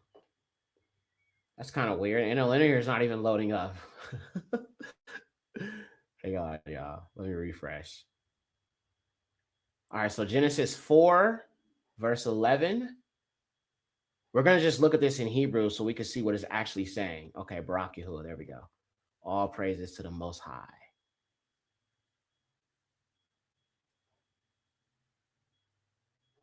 Uh-oh. So the Greek is loading up, but the Hebrew is not loading up for some reason. It's kind of weird. Let me try Bible Hub. That's weird, bro. That's never happened, like, ever, like, where the Hebrew interlinear doesn't load up. That's weird. All right, so Genesis 4:11. I'm going to just go to Bible Hub. Genesis, all we're doing is looking at the Hebrew, so I don't really care about the translation because we're going to look at it in the Hebrew anyway. All right, so Genesis 4:11.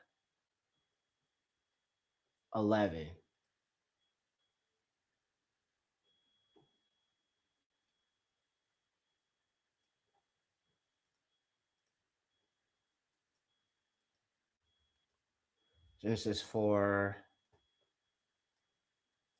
Okay, there we go. All right, let's look at this. All right. So now you're under a curse and driven from the ground, which opened his mouth. That's the New International. We're going to just look at the Hebrew real quick. Okay.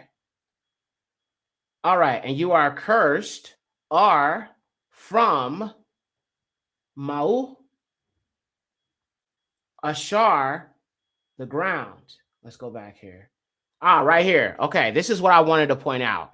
Notice how it says, Yahuwah says, you are cursed from the ground. Now, when you say in the beginning, the Most High created the heavens and the earth, right? So, Barashith ha-bara, ha-shamayim, uha-aratz, right? So sometimes when it's referring to the whole earth, it refers to it as aratz. But right here in the earth, it says ha-adama, or the ground. So when Yahuwah says this, he is cutting Cain off from everything that ties to Adam. All right? So this is a people that have been cast off, rejected of the Most High. So when the Most High says you're cursed from the ground, he's talking about from the Adamic stock from which all creation came. All creation. So now you understand why is it that they go to these areas that are inhabited by indigenous Adamic people and seek to overtake it and destroy it, because they are rejected by the Most High. All right? It's just that clear. And they only aim to destroy his creation. And let me just go ahead and show you guys a few things in regards to that. And that'll be it for me. So this film, like I said, I just started it, so I don't have like a date for it or anything like that yet. But I will be working intensively on it, y'all. I will be working intensively on it. All right, so let me show you guys this real quick here.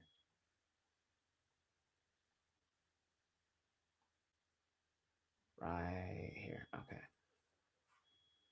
So, for example, I have to be careful what I show on here because some of this stuff is just too much to even really think about or consider. But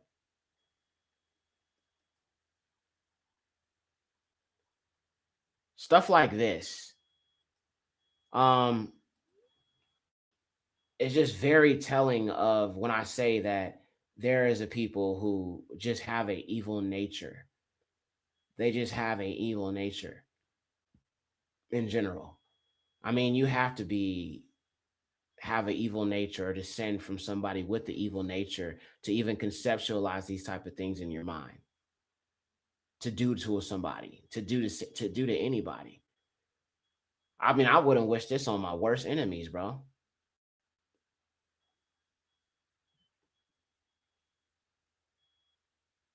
All right, I want to show you guys a couple of videos of these indigenous tribes. None of them have anything good to say about the bloodline of Cain, bro. None of them have anything good to say about the bloodline of Cain. And these are Adamic people. These are not Israelites for the most part. These are other groups. Take a listen. One pramani no can steer, ino can ibagrapi mugacatenno, ino can fighti one pramani mi hat pramani true. Naimi kababro pressure bro you mean I miss. Be pramani bro you mean now me put in piga yam. Macam make it I. Yabia. Ba wakaragi we be on name kanje na ndio. You go paru iba. Name ba pera ni pera nuruba ni redon. Name Seraki, I am the Hadiki Karawiba, Indaki Pariba, name Seraki. If you have a Okay, look, do you see what he says? He says that the white man come from the sky, come from the water. I mean, they had never seen, there are genuine videos you can find, bro, of certain tribes in Africa, for example, who have never seen a white man before. Never seen one before. And they're like walking up to him and looking at how strange he looks with his straight hair and his pale skin. And they're just like, they're confused. Like, what type of creature is this? This is some sort of corruption. This is just like, you know what I mean? I mean, can you imagine like all your life you've been around black people, never seen a white person before really like that. And it's just like they're so different. Man. Man. Can you imagine all your life you've seen nothing but black people, melanin everywhere, right? And then just one day you just see this strange looking people just show up, you know what I'm saying, acting all friendly. And we know how that goes. Usually it's never a good story in the end. Let's keep watching though, y'all.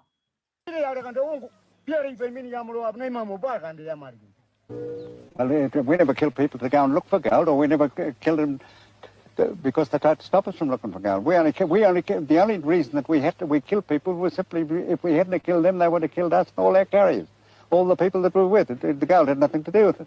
The natural mystic flowing through the air. All right, now we can't do the music, so I think I'm gonna have to mute it now. But I'll let y'all see a little bit more of it. All right, these are people in the Philippines, I believe, indigenous Philippines. Look at that woolly hair, bro. See what I'm saying? These are not Negroes, but they are Adamic. And personally, I think they're descendants of Shem.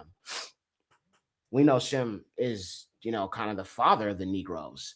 You feel what I'm saying? So, you know, I definitely think that these Afro Filipinos are the ones with the woolly hair. They're definitely descendants of Shem that might have migrated. And then when you look at like the people in South Africa, you know what I'm saying? Like the Xhosa people, right? That's where you get these Asians you think of today. Obviously, the Asian, though, the pale skin ones came from them. So yeah, I do think that they're definitely Shemitic or of some Shemitic stock. You know what I'm saying? So yeah. All right, well, that's gonna be it for me. But I wanted to just show you guys this cursed from Ha-Adamah. Okay. Cursed from Ha-Adamah. Let's look at that again. Cursed from Ha-Adamah, the ground, meaning Cain is not connected in any sense to the story of Adam or the descendants of Adam. As a matter of fact, let's confirm that. We're going to go over here to Genesis 6. I'm going to go back over here to the blue letter. We don't need to look at the Hebrew. Please hit the like button, fam, before we go. I just want to show you guys this real quick, and then we're going to jump off of here. But yes, I'm working on a lot of stuff, bro. Like I said, I'm probably going to have some videos up on here that'll be pre-recorded. Like I said, if you're on Patreon, bro, I just uploaded the Candace Owens, the full documentary. It's about 3 hours, deep dive. So that's up on Patreon. I uploaded that recently. Uploaded another episode of Never Forget They Lied. And I also have the trailer for the Bloodline of Cain. I don't have it on here on YouTube yet. I'm still trying to figure out if I can even put it up here on YouTube. I feel like it's going to be too controversial. All right. So Genesis 5 is where we're going to go next. All right. So we know that Cain killed Abel. That goes without saying. We already know the story. Genesis 5. This is the genealogy of men in the day which the Most High made Adam in the image of the Most High. He made him. Male and female he made them and blessed them. And he called his name Adam in the day which he made them. And Adam lived 230 years and begot a son after his own form. Now listen to that. Begat a son after his own form and after his own image, and called his name Seth. And the days in which he lived after his begetting of Seth were 700 years, and he begat sons and daughters. But notice how right here, it doesn't say, it says that Seth is in the image of Adam. It says Seth is in the image of Adam, but he had another son called Cain. Well, obviously Abel is dead at this point. Habal is dead. But he also has another son called Cain. But notice how he doesn't say anything about Cain being in his image or in his form. And that goes right back to curse from Ha-Adamah. He was cut. Cain is cut off from the Adamic lineage. Period. So if you are the bloodline of Cain, you are of the rejected race. You are of the rejected people. And that's exactly why they destroy everything. That is exactly why they destroy creation, because they are cursed from Ha-Adamah. So if you're cursed from something and it's written that that's what it is, you know what I mean? It would make sense why you would destroy everything that is remnant of Ha'adamah, that is remnant of what you are cursed from. Because you can't stand the fact that it has nothing to do with you. You'll never inherit it.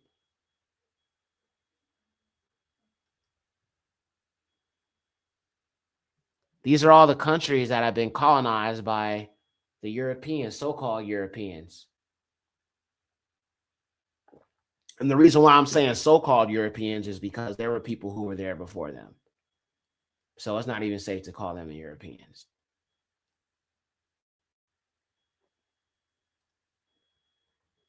So all these countries have been colonized by Europe. And of course, they don't just stop at human beings. It also includes animals. All right? Who in their right mind would feel the need to do something like this?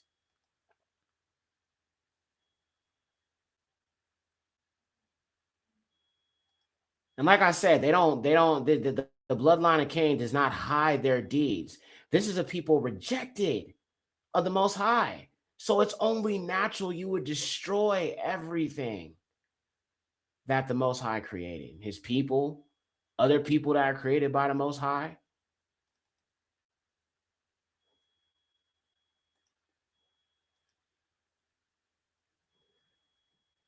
I mean, it's really sad to look at that. I think giraffes are some of the most majestic creatures that you could ever see or behold. You know what I'm saying? Seen them in the zoo plenty of times when I was a kid. To see them like this is just like an evil deed. Yikes. Now, I want to show you guys one more thing here. Let's go to Genesis 10. I'm glad I remembered. I almost forgot to show this to you guys before I left. Let's go to Genesis 10 real quick. I want to show you guys something here. Genesis 10 in the Septuagint. We're mostly dealing with the first book of the Torah today in this one. Can't really understand the end without understanding the beginning, fam. Okay, now let's read about the descendants of Japheth here, because I want to show you something here. All right. Now, these are the generations of Noah, Shem, Ham, and Japheth, and the sons were born to them after the flood. The sons of Japheth, Gomer, Magog, Madai, Javan, Elisha, Thabal, Meshach, and Tyrus. And the sons of Gomer, Ashkenaz, Riphath, Togarmah, and the sons of Javan, Elisha, Tarshish, Seton, and Rodians. And now look at this.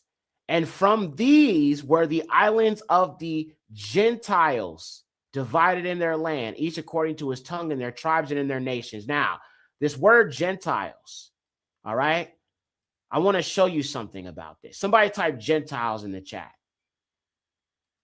Somebody type Gentiles, because I'm about to show you guys something here.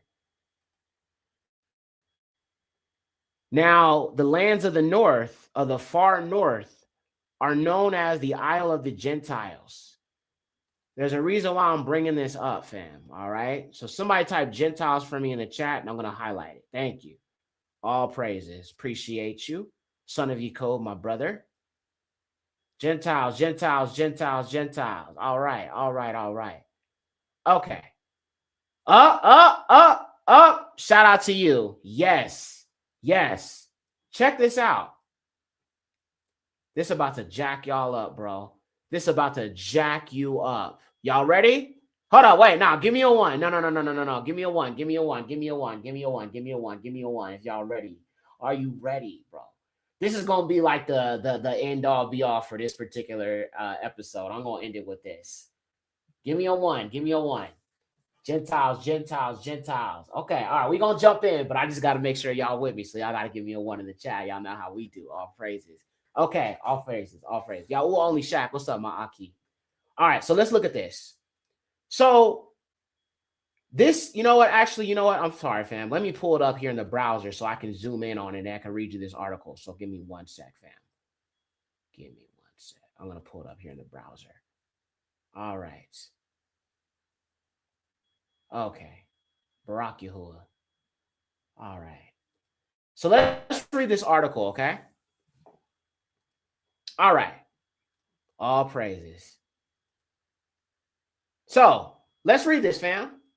So it says gentile, the gentile or gentilac with the Basque. Remember how I told y'all about the Basque people, the RH negative bloodline? Give me a one if y'all know I've talked about the Basque people in all my films. Esau and the Horites, Fallen Angels and the Pale Rebellion. The Basque people. Keeping it real. What's up, sis? Shalom, my sister. All praises to the Most High.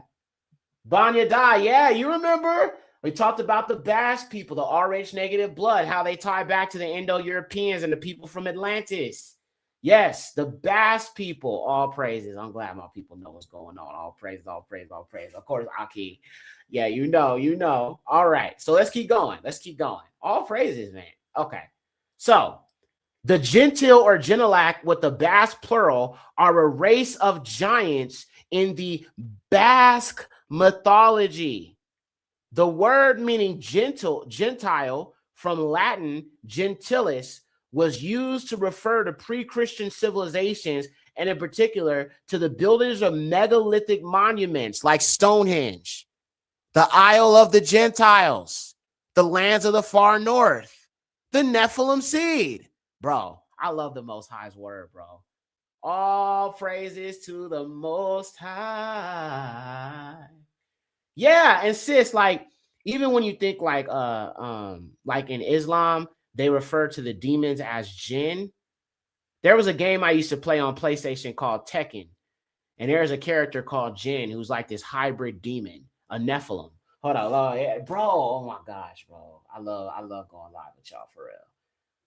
Tekken. You just brought that to my mind, sis.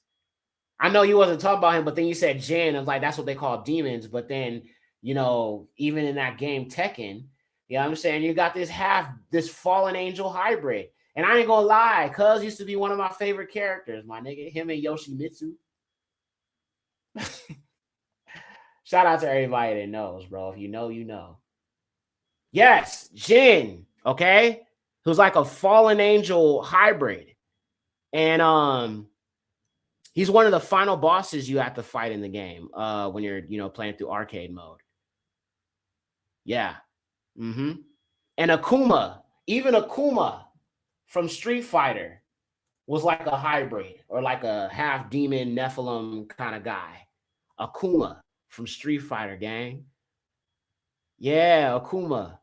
He was one of my favorite characters too, bro. You feel me? Yeah, so it's like a lot of this stuff, y'all. It has been kind of normalized to us, and we've kind of like seen it even in our childhood. You know what I'm saying? But a lot of these characters are based upon these men of renown, so to speak. Okay, so let's get back to this Gentile thing, okay? The Most High was revealing some things, bro. You just have to go and like look deep into it. So let's keep reading about this Gentile thing. So we know it's connected to the Basque people. And what do you see right here? This is a Gentile. But what is it? A hairy beast man, a wild man. A Gentile is a Nephilim hairy man. And y'all remember in Esau and the Horites, I showed you those hairy, shaggy giants that went to go overtake the castle. Let's look at that real quick. I'm going to just bring y'all down memory lane. Hold on. Tapestry, giants, black Germans. Let's go back to that. I'm going to take you down memory lane. Hey. All praises to the Most High. All right, y'all. Right here. I got to take y'all back, bro. I got to take y'all back, family. Hold on. Let me pull it up here. We're going to get back to the Gentile thing. I promise I'm going to finish it, but I just want to show y'all this again. Yep, right here. Right here. Look. Okay, the giants.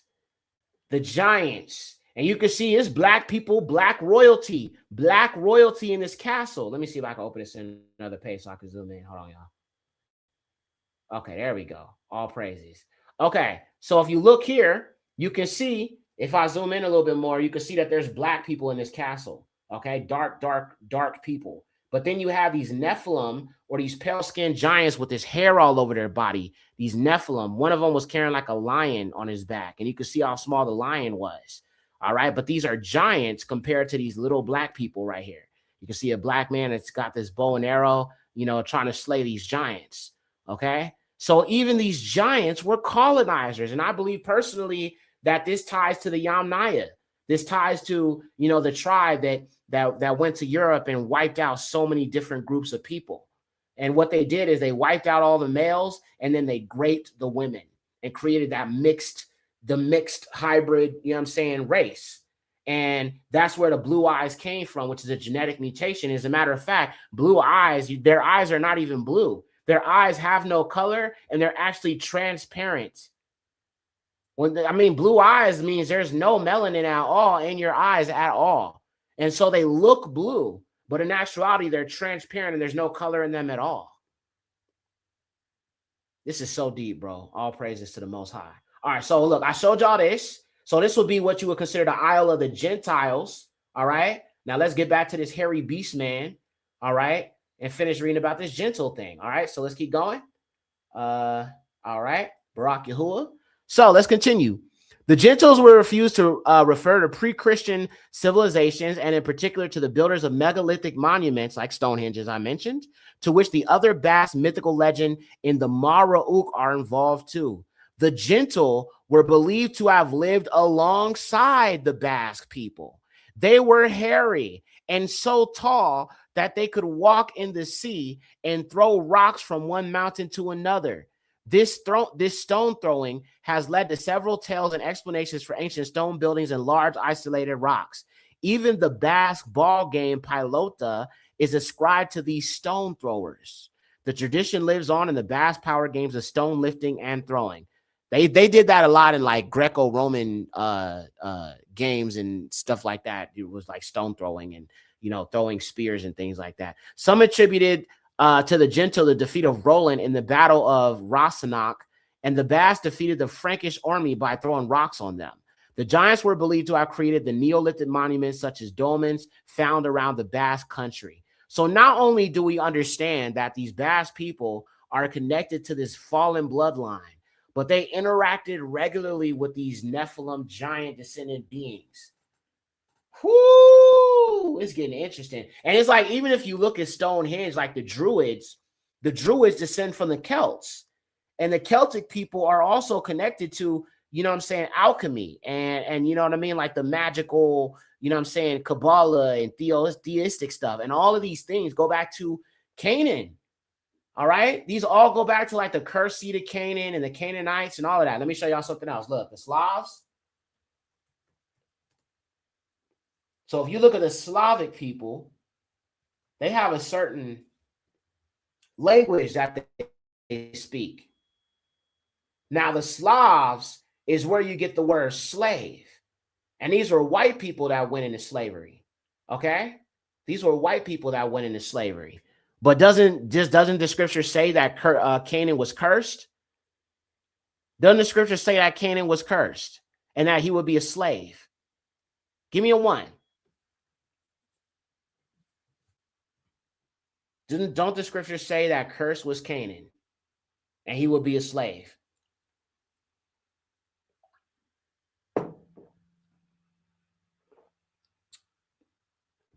Give me a 1 if you agree with that. Ones. Okay. So the Slavs are Indo-Europeans. They're Canaanites. Let me show you something. So I just showed you this. Now, this is called the Canaic language. Actually, Salaki. Hold on a minute. Let me take this down. Okay. Let me show you guys this next thing here.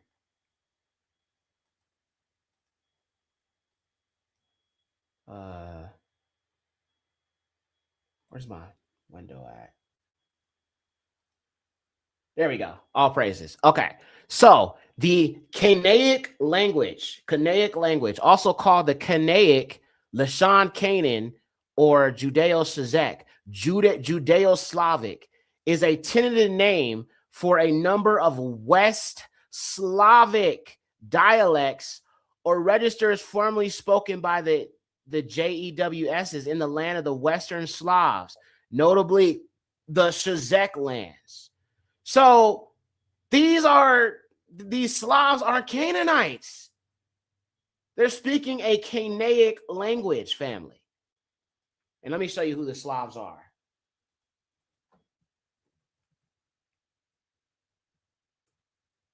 Let me show you this real quickly here. So the Slavs would be these individuals. Let me just go over here real quick.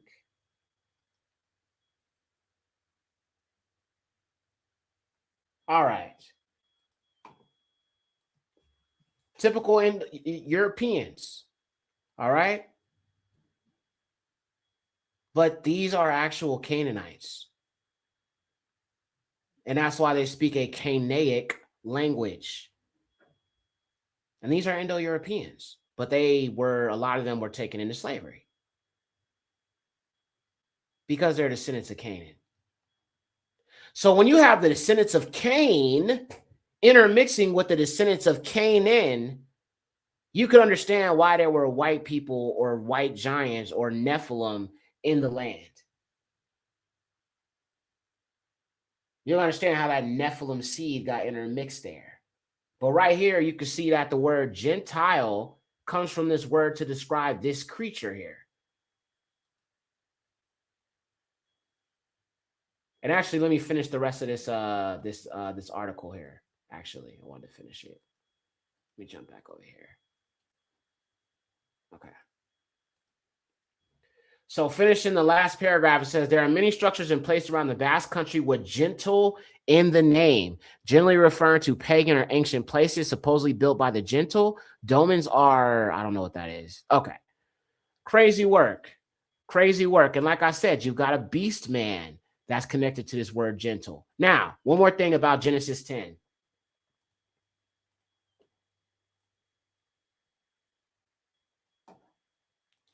Now, when you look at the descendants of Noah right here, when you look at, where is it? Gomer and Magog. Gomer and Magog. When you look up these two names, you also find giants.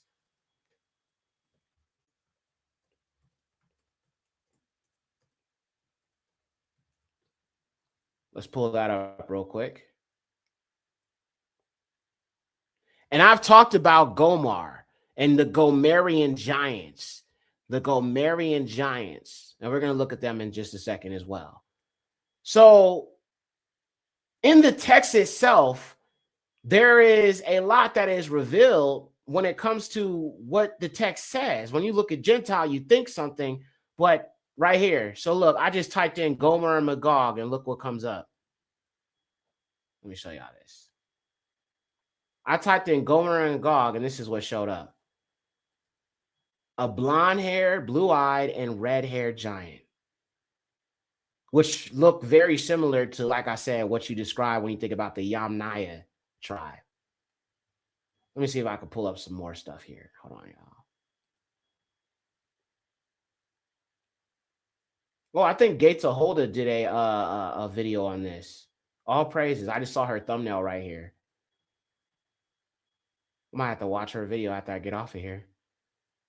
Yep, right here. That's her thumbnail. See, I know her stuff. All praises to the Most High. Okay, so yeah, she did do a video, so I'm gonna definitely check it out. But yeah, these are giants, Gomer and Magog. All right, and it's right there in the scriptures, and we know Gentile connects to this hairy beast man. All right, and they even actually have this parade that they do in Europe or London specifically, where they honor these beings, and you can see their giants right there. Crazy work, family. Now, one more thing. So before I go, I wanted to show you guys this too. So these are all melanated people from India, right? These are all Indian girls. But this is also a girl that's Indian. But guess what? She has albinism. But when you look at her, she looks white. So listen, let me say this again to y'all who do not understand. This girl right here is the same race as all three of these children. She's not white.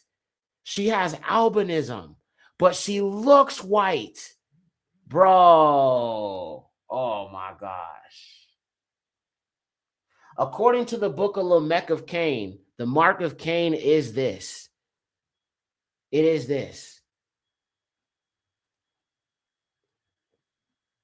All right, this is a family with this gene. Now look at, they all have albinism, and this is a family, I believe in let's see, this is also in India. All right, a whole family with this. Okay? And they look white, but these are not. These are like Indian people or Pakistani. These are Pakistani people with albinism, but look at the red hair. Look at the blonde hair. Are you starting to understand what Noah looked like? Are you starting to understand why Noah was confused as being a descendant of the fallen? Is it starting to make sense now? Enoch 106. His dad mistook him for the fallen angels because he also had albinism.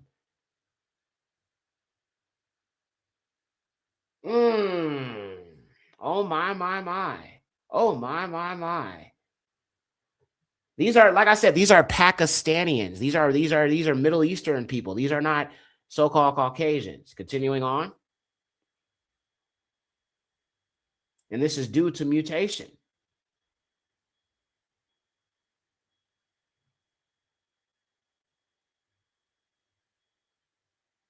All right, these are people from what is this? This is Indonesia. All right, two Indonesian people that produced 3 Indonesian children with albinism. Huh.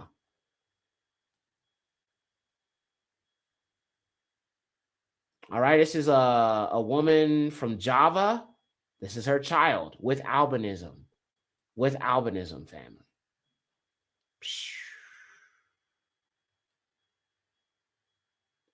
All right, this is another Java person or a Java sister. That's her brother. All right, they're the same race, but this one has albinism.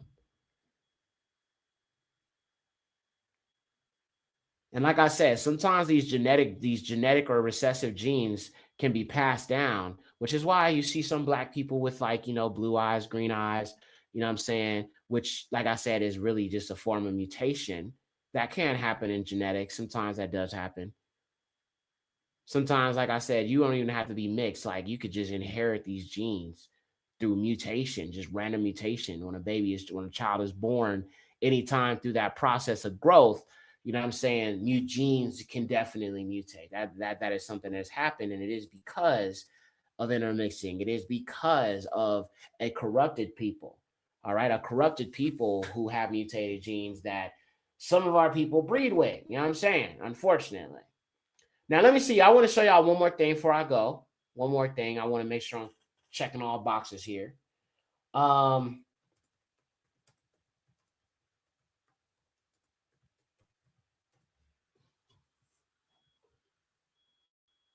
Now, there's another video that I want to show you guys about blue eyes and how it is a genetic mutation. And that's going to be where I leave off at. So let me see if I can find that video. Give me a second. The blue eyes. I mean, I'm laughing when I say blue eyes because I'm thinking about this Boondocks episode where Uncle Ruckus's mom, you know what I'm saying? She's in love with the bloodline of Cain, and she wants to be like blue. She wants to have blue eyes, and she wears like blonde wigs. And then like her man is all like, you ain't never in a million years gonna have no blue eyes.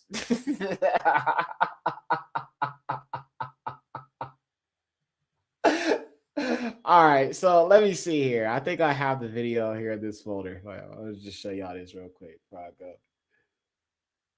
But this video explains the blue eyes and the genetic.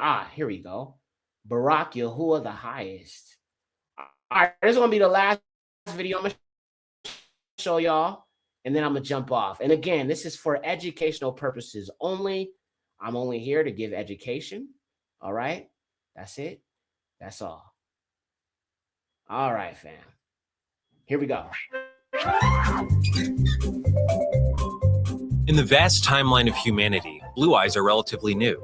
Originally, everyone was believed to have had brown eyes. It wasn't until about 10,000 years ago that blue-eyed people started popping up everywhere. It was probably creepy as Today, it's estimated that somewhere between 20 and 40% of Europeans have blue eyes. So what the heck happened?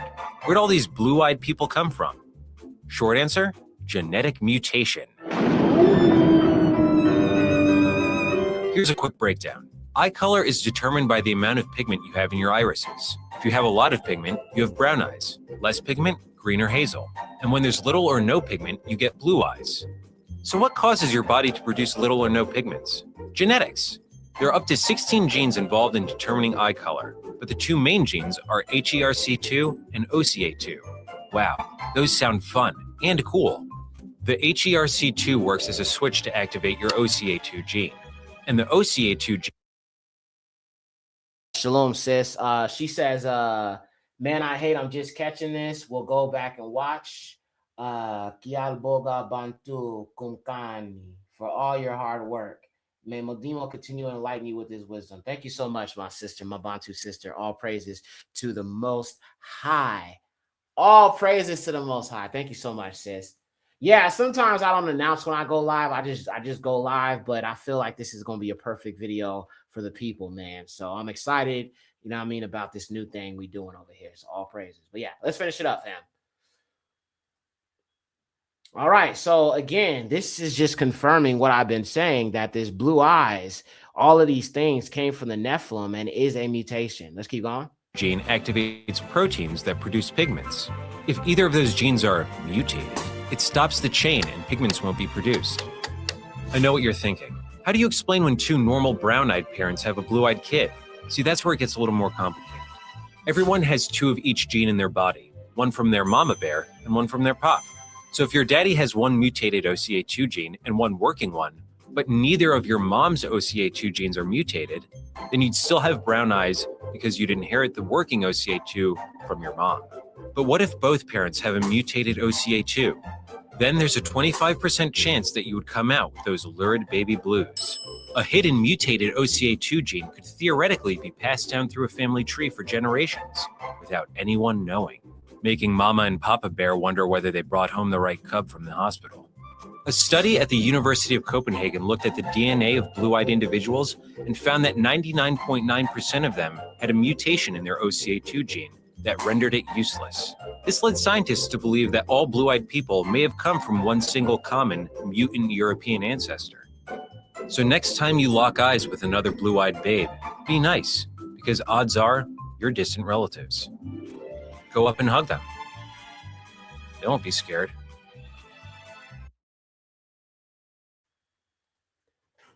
So I did not say it. They said it. Okay? They said it. They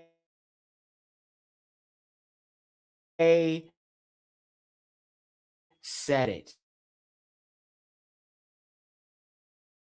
CA2 gene, the all these different albinism mutations that I've talked about. Matter of fact, let me pull that up real quick. So we're talking about the bloodline of Cain. And as I said, Most High has marked a people. Let me pull that up real quick. All praises to the Most High. All right, let's see here. Okay.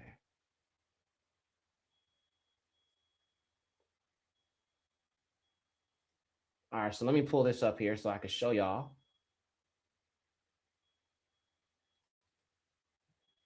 All right, so let me just pull this out real quick. A lot of you guys know this chart. I've used it before, but I just want to show it to you real quick here. Matter of fact, I'm going to just pull it up in the browser so I can zoom in. Hang on a minute. I like it when I can zoom in. It's better. It's better that way. All right. All praises to the Most High. Okay. So again, when we look at the fallen angels and you look at the genetic mutations that took place, creating the so-called Neanderthal, all right, you can understand all of these different genetic mutations that took place, you know, such as the TCH gene mutation, which leads to the straight hair, as I mentioned, the MC1R gene mutation, the OCA2 gene mutation, and all these different things such as red hair, pheomelanin dominance, pale skin, reduced eumelanin, lighter skin, blue eyes, green eyes. All of these things would be a result of something that wasn't supposed to happen, that corrupted humanity. And as an example of this, we can see why you have some people with 6 fingers. You can see why you have, the straight hair or the colored eyes, or you even see people that have, certain characteristics that are almost animal-like. Matter of fact, let me show y'all this real quick. I ain't gonna lie, this is kind of crazy. But it just goes to show that these things definitely did happen. And what the scriptures reveal is true. For example, this lady with this horn growing out of her head. All right. And you do see this a lot. A year ago, it grows every day, gets bigger. It's painful at times. It has a ring that it grows out of that is very tender. It's a horn. It's basically, you'd see a rhinoceros. It's a hard, want anybody to see it, so I wear my hair up, pretty much tuck it under my hair. If I hit it, it hurts a lot. At work, we have racks, and I'll have to duck under them, so when I come back out, I have to make sure I don't hit my head on them, because it causes a lot of pain. The growth makes me feel gross. Who has like a horn growing out of their head? My worst. This is evidence of genetic tampering. This is evidence of what took place in Genesis 6. Let me pull up this next thing here.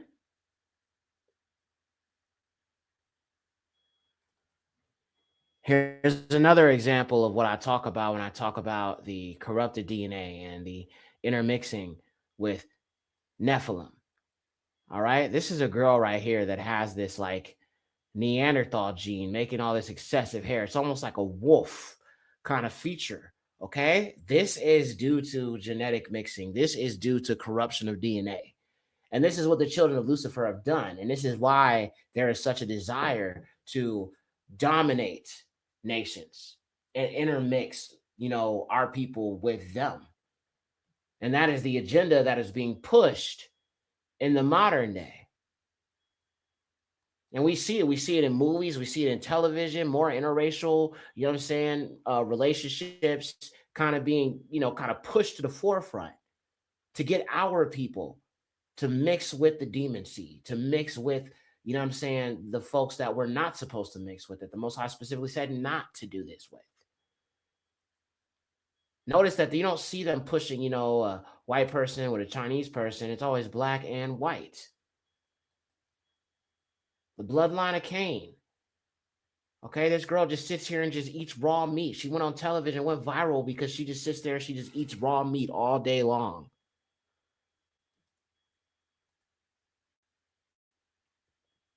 And then when you think about the scriptures where it mentions that, the caveman, or the Horites are descendants of giants, and the giants were eating raw flesh. You understand why there's such a desire for them to eat raw flesh. They're resorting back. I saw a video on Instagram where this dude was eating a dead possum, bro. And I can't show y'all on here. I wish I could, but I can't. I mean, maybe I will. I don't know. Y'all got to give me a one if y'all want me to. But, bro, I can't show the whole thing. But he was eating a freaking possum, bro. Like, just like, I mean, like, I kid y'all not, bro. He was eating a possum like it was, I don't know. It was just crazy, bro. The thing was dead. And, oh, my gosh, man. It's like they're resorting back. It's like they're regressing. It's like the bloodline of Cain is regressing back to what they've covered up. Like when it talks about that they found them, like the Moors and stuff found them in the caves and they were like eating, bloody meat and stuff like that. I feel like the regression you're seeing is, what they've been doing. Like they're regressing back to their nature, bro. Like that's what's going on. Okay. All right. I'm not going to show you the whole thing. Okay. Somebody said 2. Okay. Y'all don't want to see it. Okay. All right.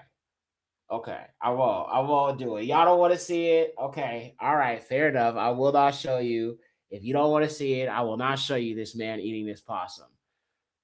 Okay.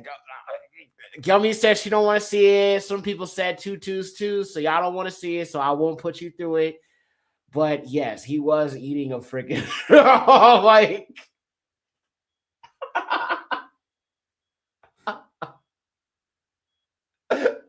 I'm sorry. True Believer said I want to see it. Okay, all right, look. I'm gonna bring it up on screen, all right? But I will tell you when it's on screen, and then I'm gonna count, and then I'm gonna switch it off. So I'll let you know when, to those who don't want to see it, I'm gonna turn it off, and let you know when it's off the screen, okay? So I'm gonna just do it real quick for those who want to see it, okay? And I'm not gonna show a whole lot because it's freaking nasty. But this is what we're dealing with, all right? We know how they get down and good. We know how they get down and good on that love. Oh man, yeah, they was doing some stuff in MK. I don't even want to think about it, bro. Knowing what they do publicly, I don't want to think about what they do privately. All right, man. Listen, this is educational purposes only. This is not encouraging harm against any animals. This is only for educational purposes for my documentary, The Bloodline of Cain. All right, to everybody who doesn't want to see it, now is the time to turn away from the screen. I'm counting to 3. 1, 2, 3. All right, here we go. And I will not let you know to come back on until afterwards. Okay, y'all can see, bro. This is crazy, man. I'm going to mute it. Bro, oh my gosh. Bro, this is insane, man. What the heck? Oh, no. Okay. All right. To everybody who doesn't want to see this, I now have removed it from the screen.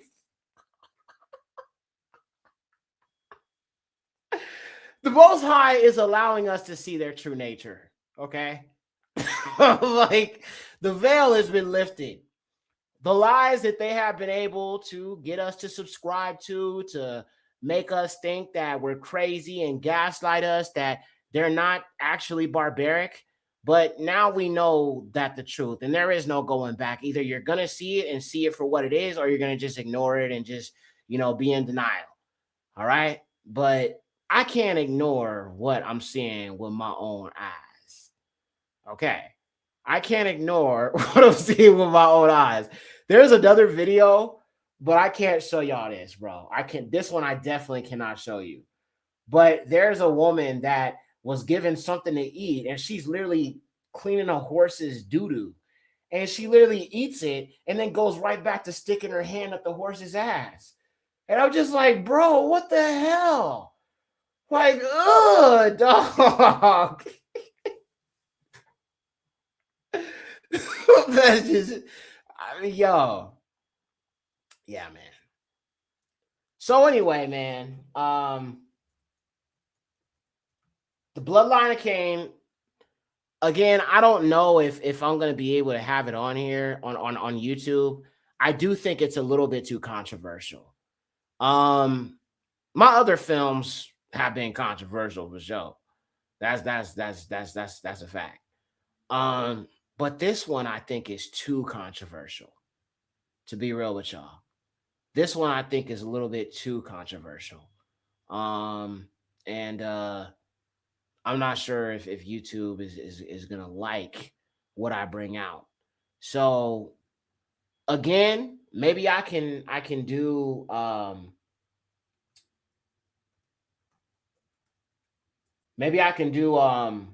like a YouTube safe version, but I feel like I'm gonna have to take out so much because there's just too much revealed in it. You know what I'm saying? That might not be good for YouTube in general, like just with their policies and just how they do stuff.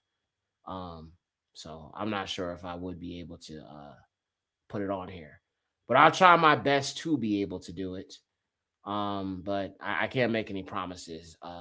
You know what I'm saying, in regards to like the full film. So again, the trailer is on YouTube right now. The trailer is on YouTube. I will put it up on here eventually at some point. It's just still kind of in the beginning stages with this documentary. So there's still more that I'm still working on, because like I said, I just started it. But yeah. So yeah, man.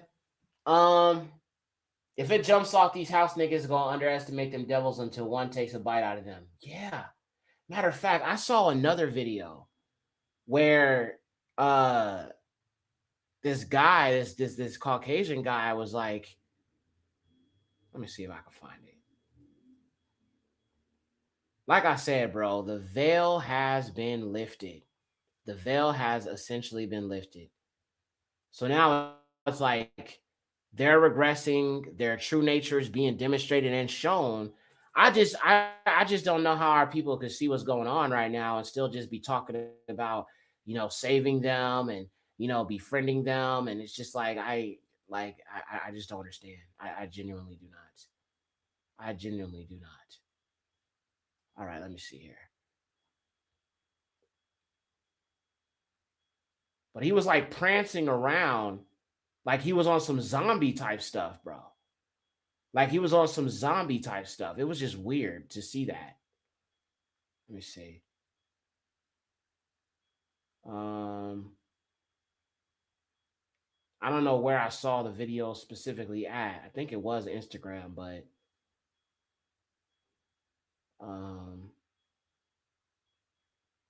yeah, I don't see the video. Might have been on Twitter.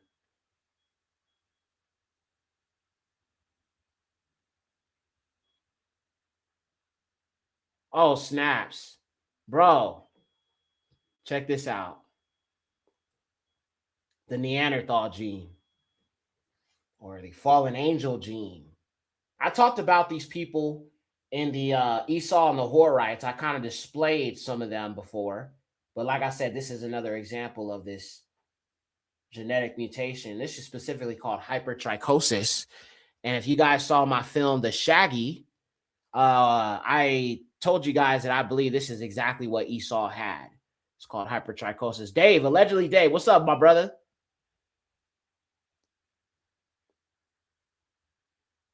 Another example of the Esau gene, or kind of this genetic mutation that took place through corruption of DNA. All right, I'm going to show you guys a couple more things here, and then I'm going to take off. Now, of course, as I said, this gene has crept its way into our community. Okay, it has crept its way into our community as well because of the mixing and the slavery and all of that. So you can see this girl right here kind of has some of that, some of those genetics too. You can see. I'm going to just mute the music. But you can see that extra hair there. Yeah, just like that child that I showed you. Okay, so there's been some mixing that has taken place. And if you, like I said, if you look at her and then you look at this image I showed you right here, you can see what I mean. So right here, let me actually, I'll play it again, but let me just show you what I'm talking about. It's a reference image. So right here, okay, you can see that extra layer growing in right there, right? And then when you go back to this video, you got a black woman, all right, that also you can see some of those genes, those recessive genes that show up. So let me play it again.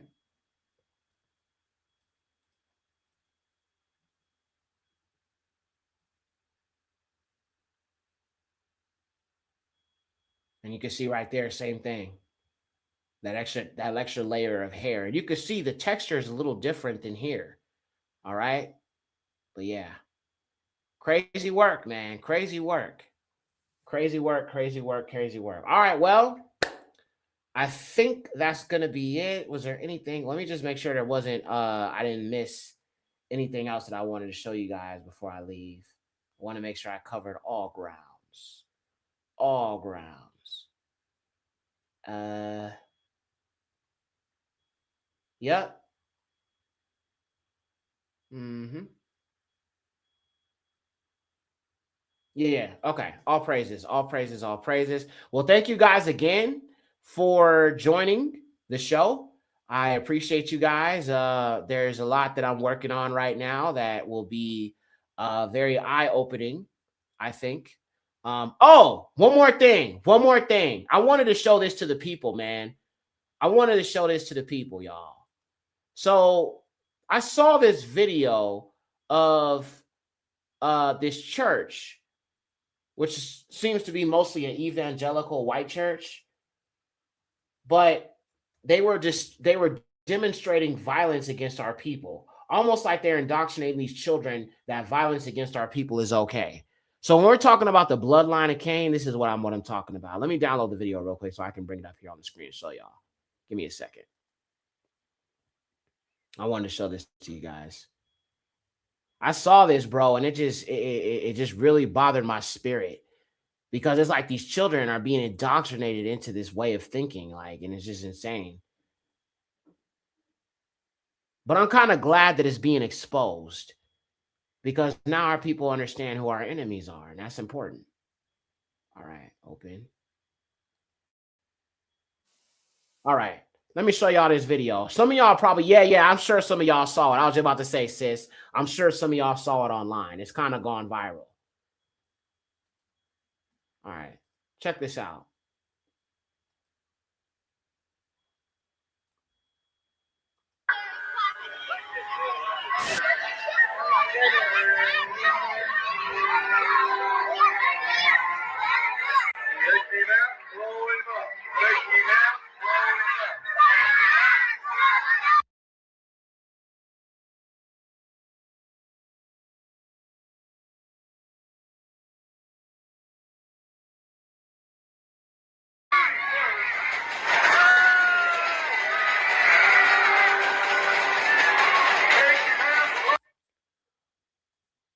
Okay, so you have this going on in a church. One of these children right here is biracial. So one of their parents is black, but it appears to be a mostly white church, and it shows a black man getting shot by the police. Let me rewind it so you can see understand what's going on here. So I'm going to play it again for you and take a look at this.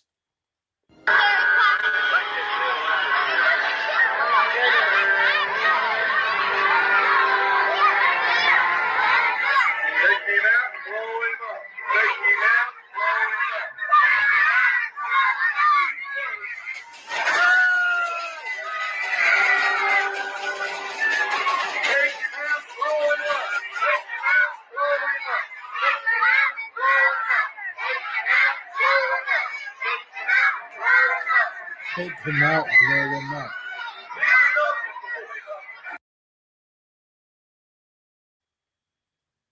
The Bloodline of Cain. And I feel like, I hope that this film is able to help people understand even more what we're dealing with in these end times, man. You feel me? So thank y'all again, bro. I love y'all, bro. Love you guys so much. I love my family here on YouTube. Thank you to everybody who's been supporting this YouTube channel, that has been supporting me on Patreon. I don't take it for granted. I appreciate you guys very much. And like I said, if I'm not coming on here, I am working on something great for our people. And by the way, I've got a lot of videos that I'm going to be doing on here.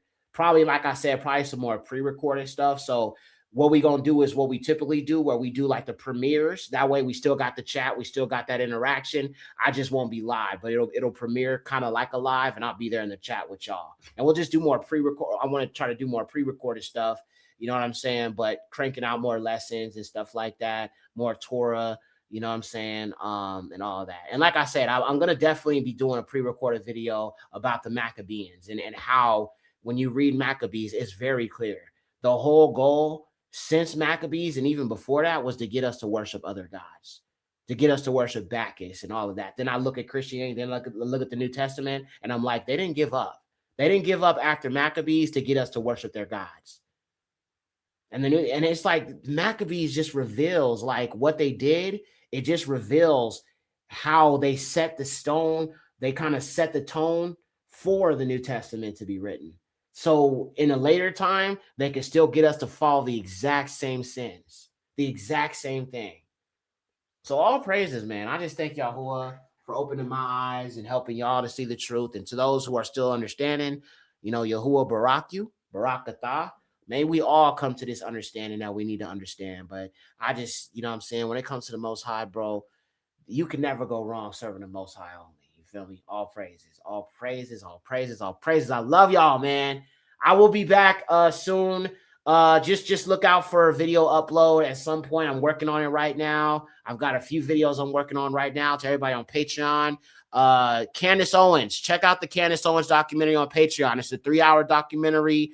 Broke her down, showed that she is an agent. She's controlled. She's not who she claims to be. You know what I'm saying? All praises to the Most High. Trailer for Bloodline of Cain is also up on Patreon. More videos coming here on YouTube. More exclusive stuff on Patreon. Your boy is busy, but I'm working. Album coming soon. Don't got a name yet. I'm just making music. The music is fire as hell. Y'all only music. All praises to the Most High. Yahuwah. All right, fam. Shalom.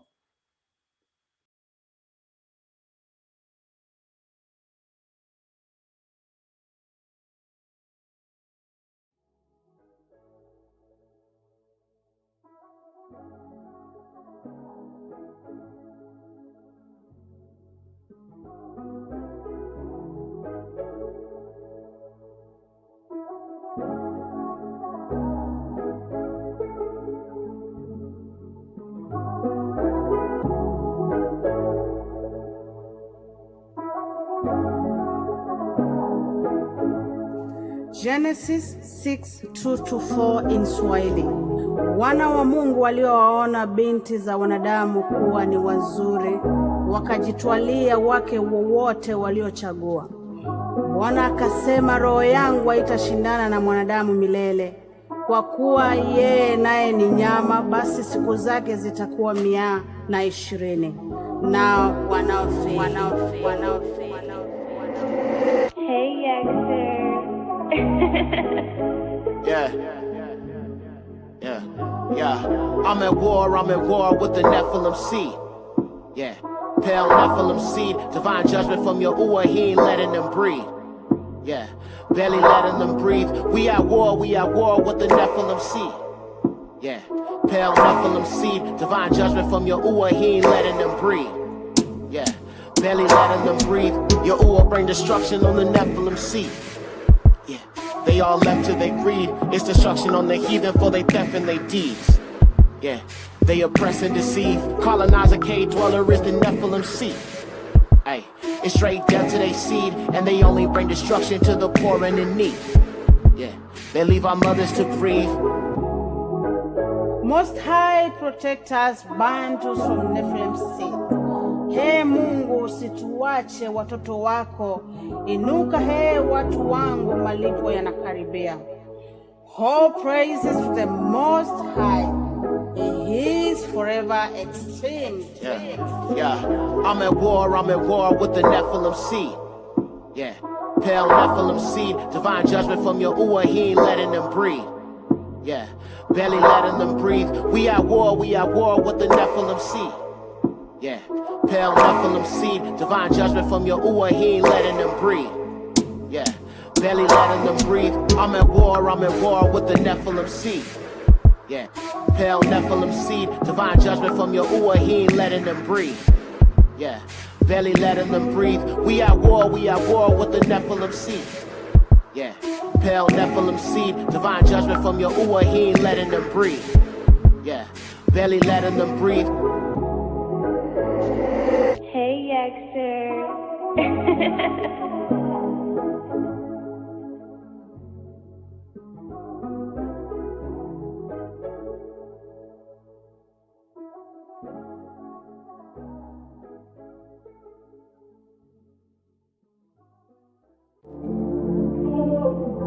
Thank you for watching.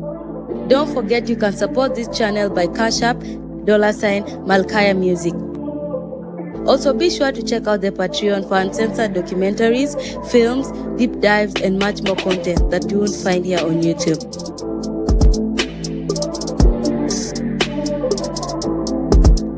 And let me not forget to say, if you haven't already, subscribe and hit that like button and tap in with us. All praises to the Most High, Yahuwah, the highest. Shalom.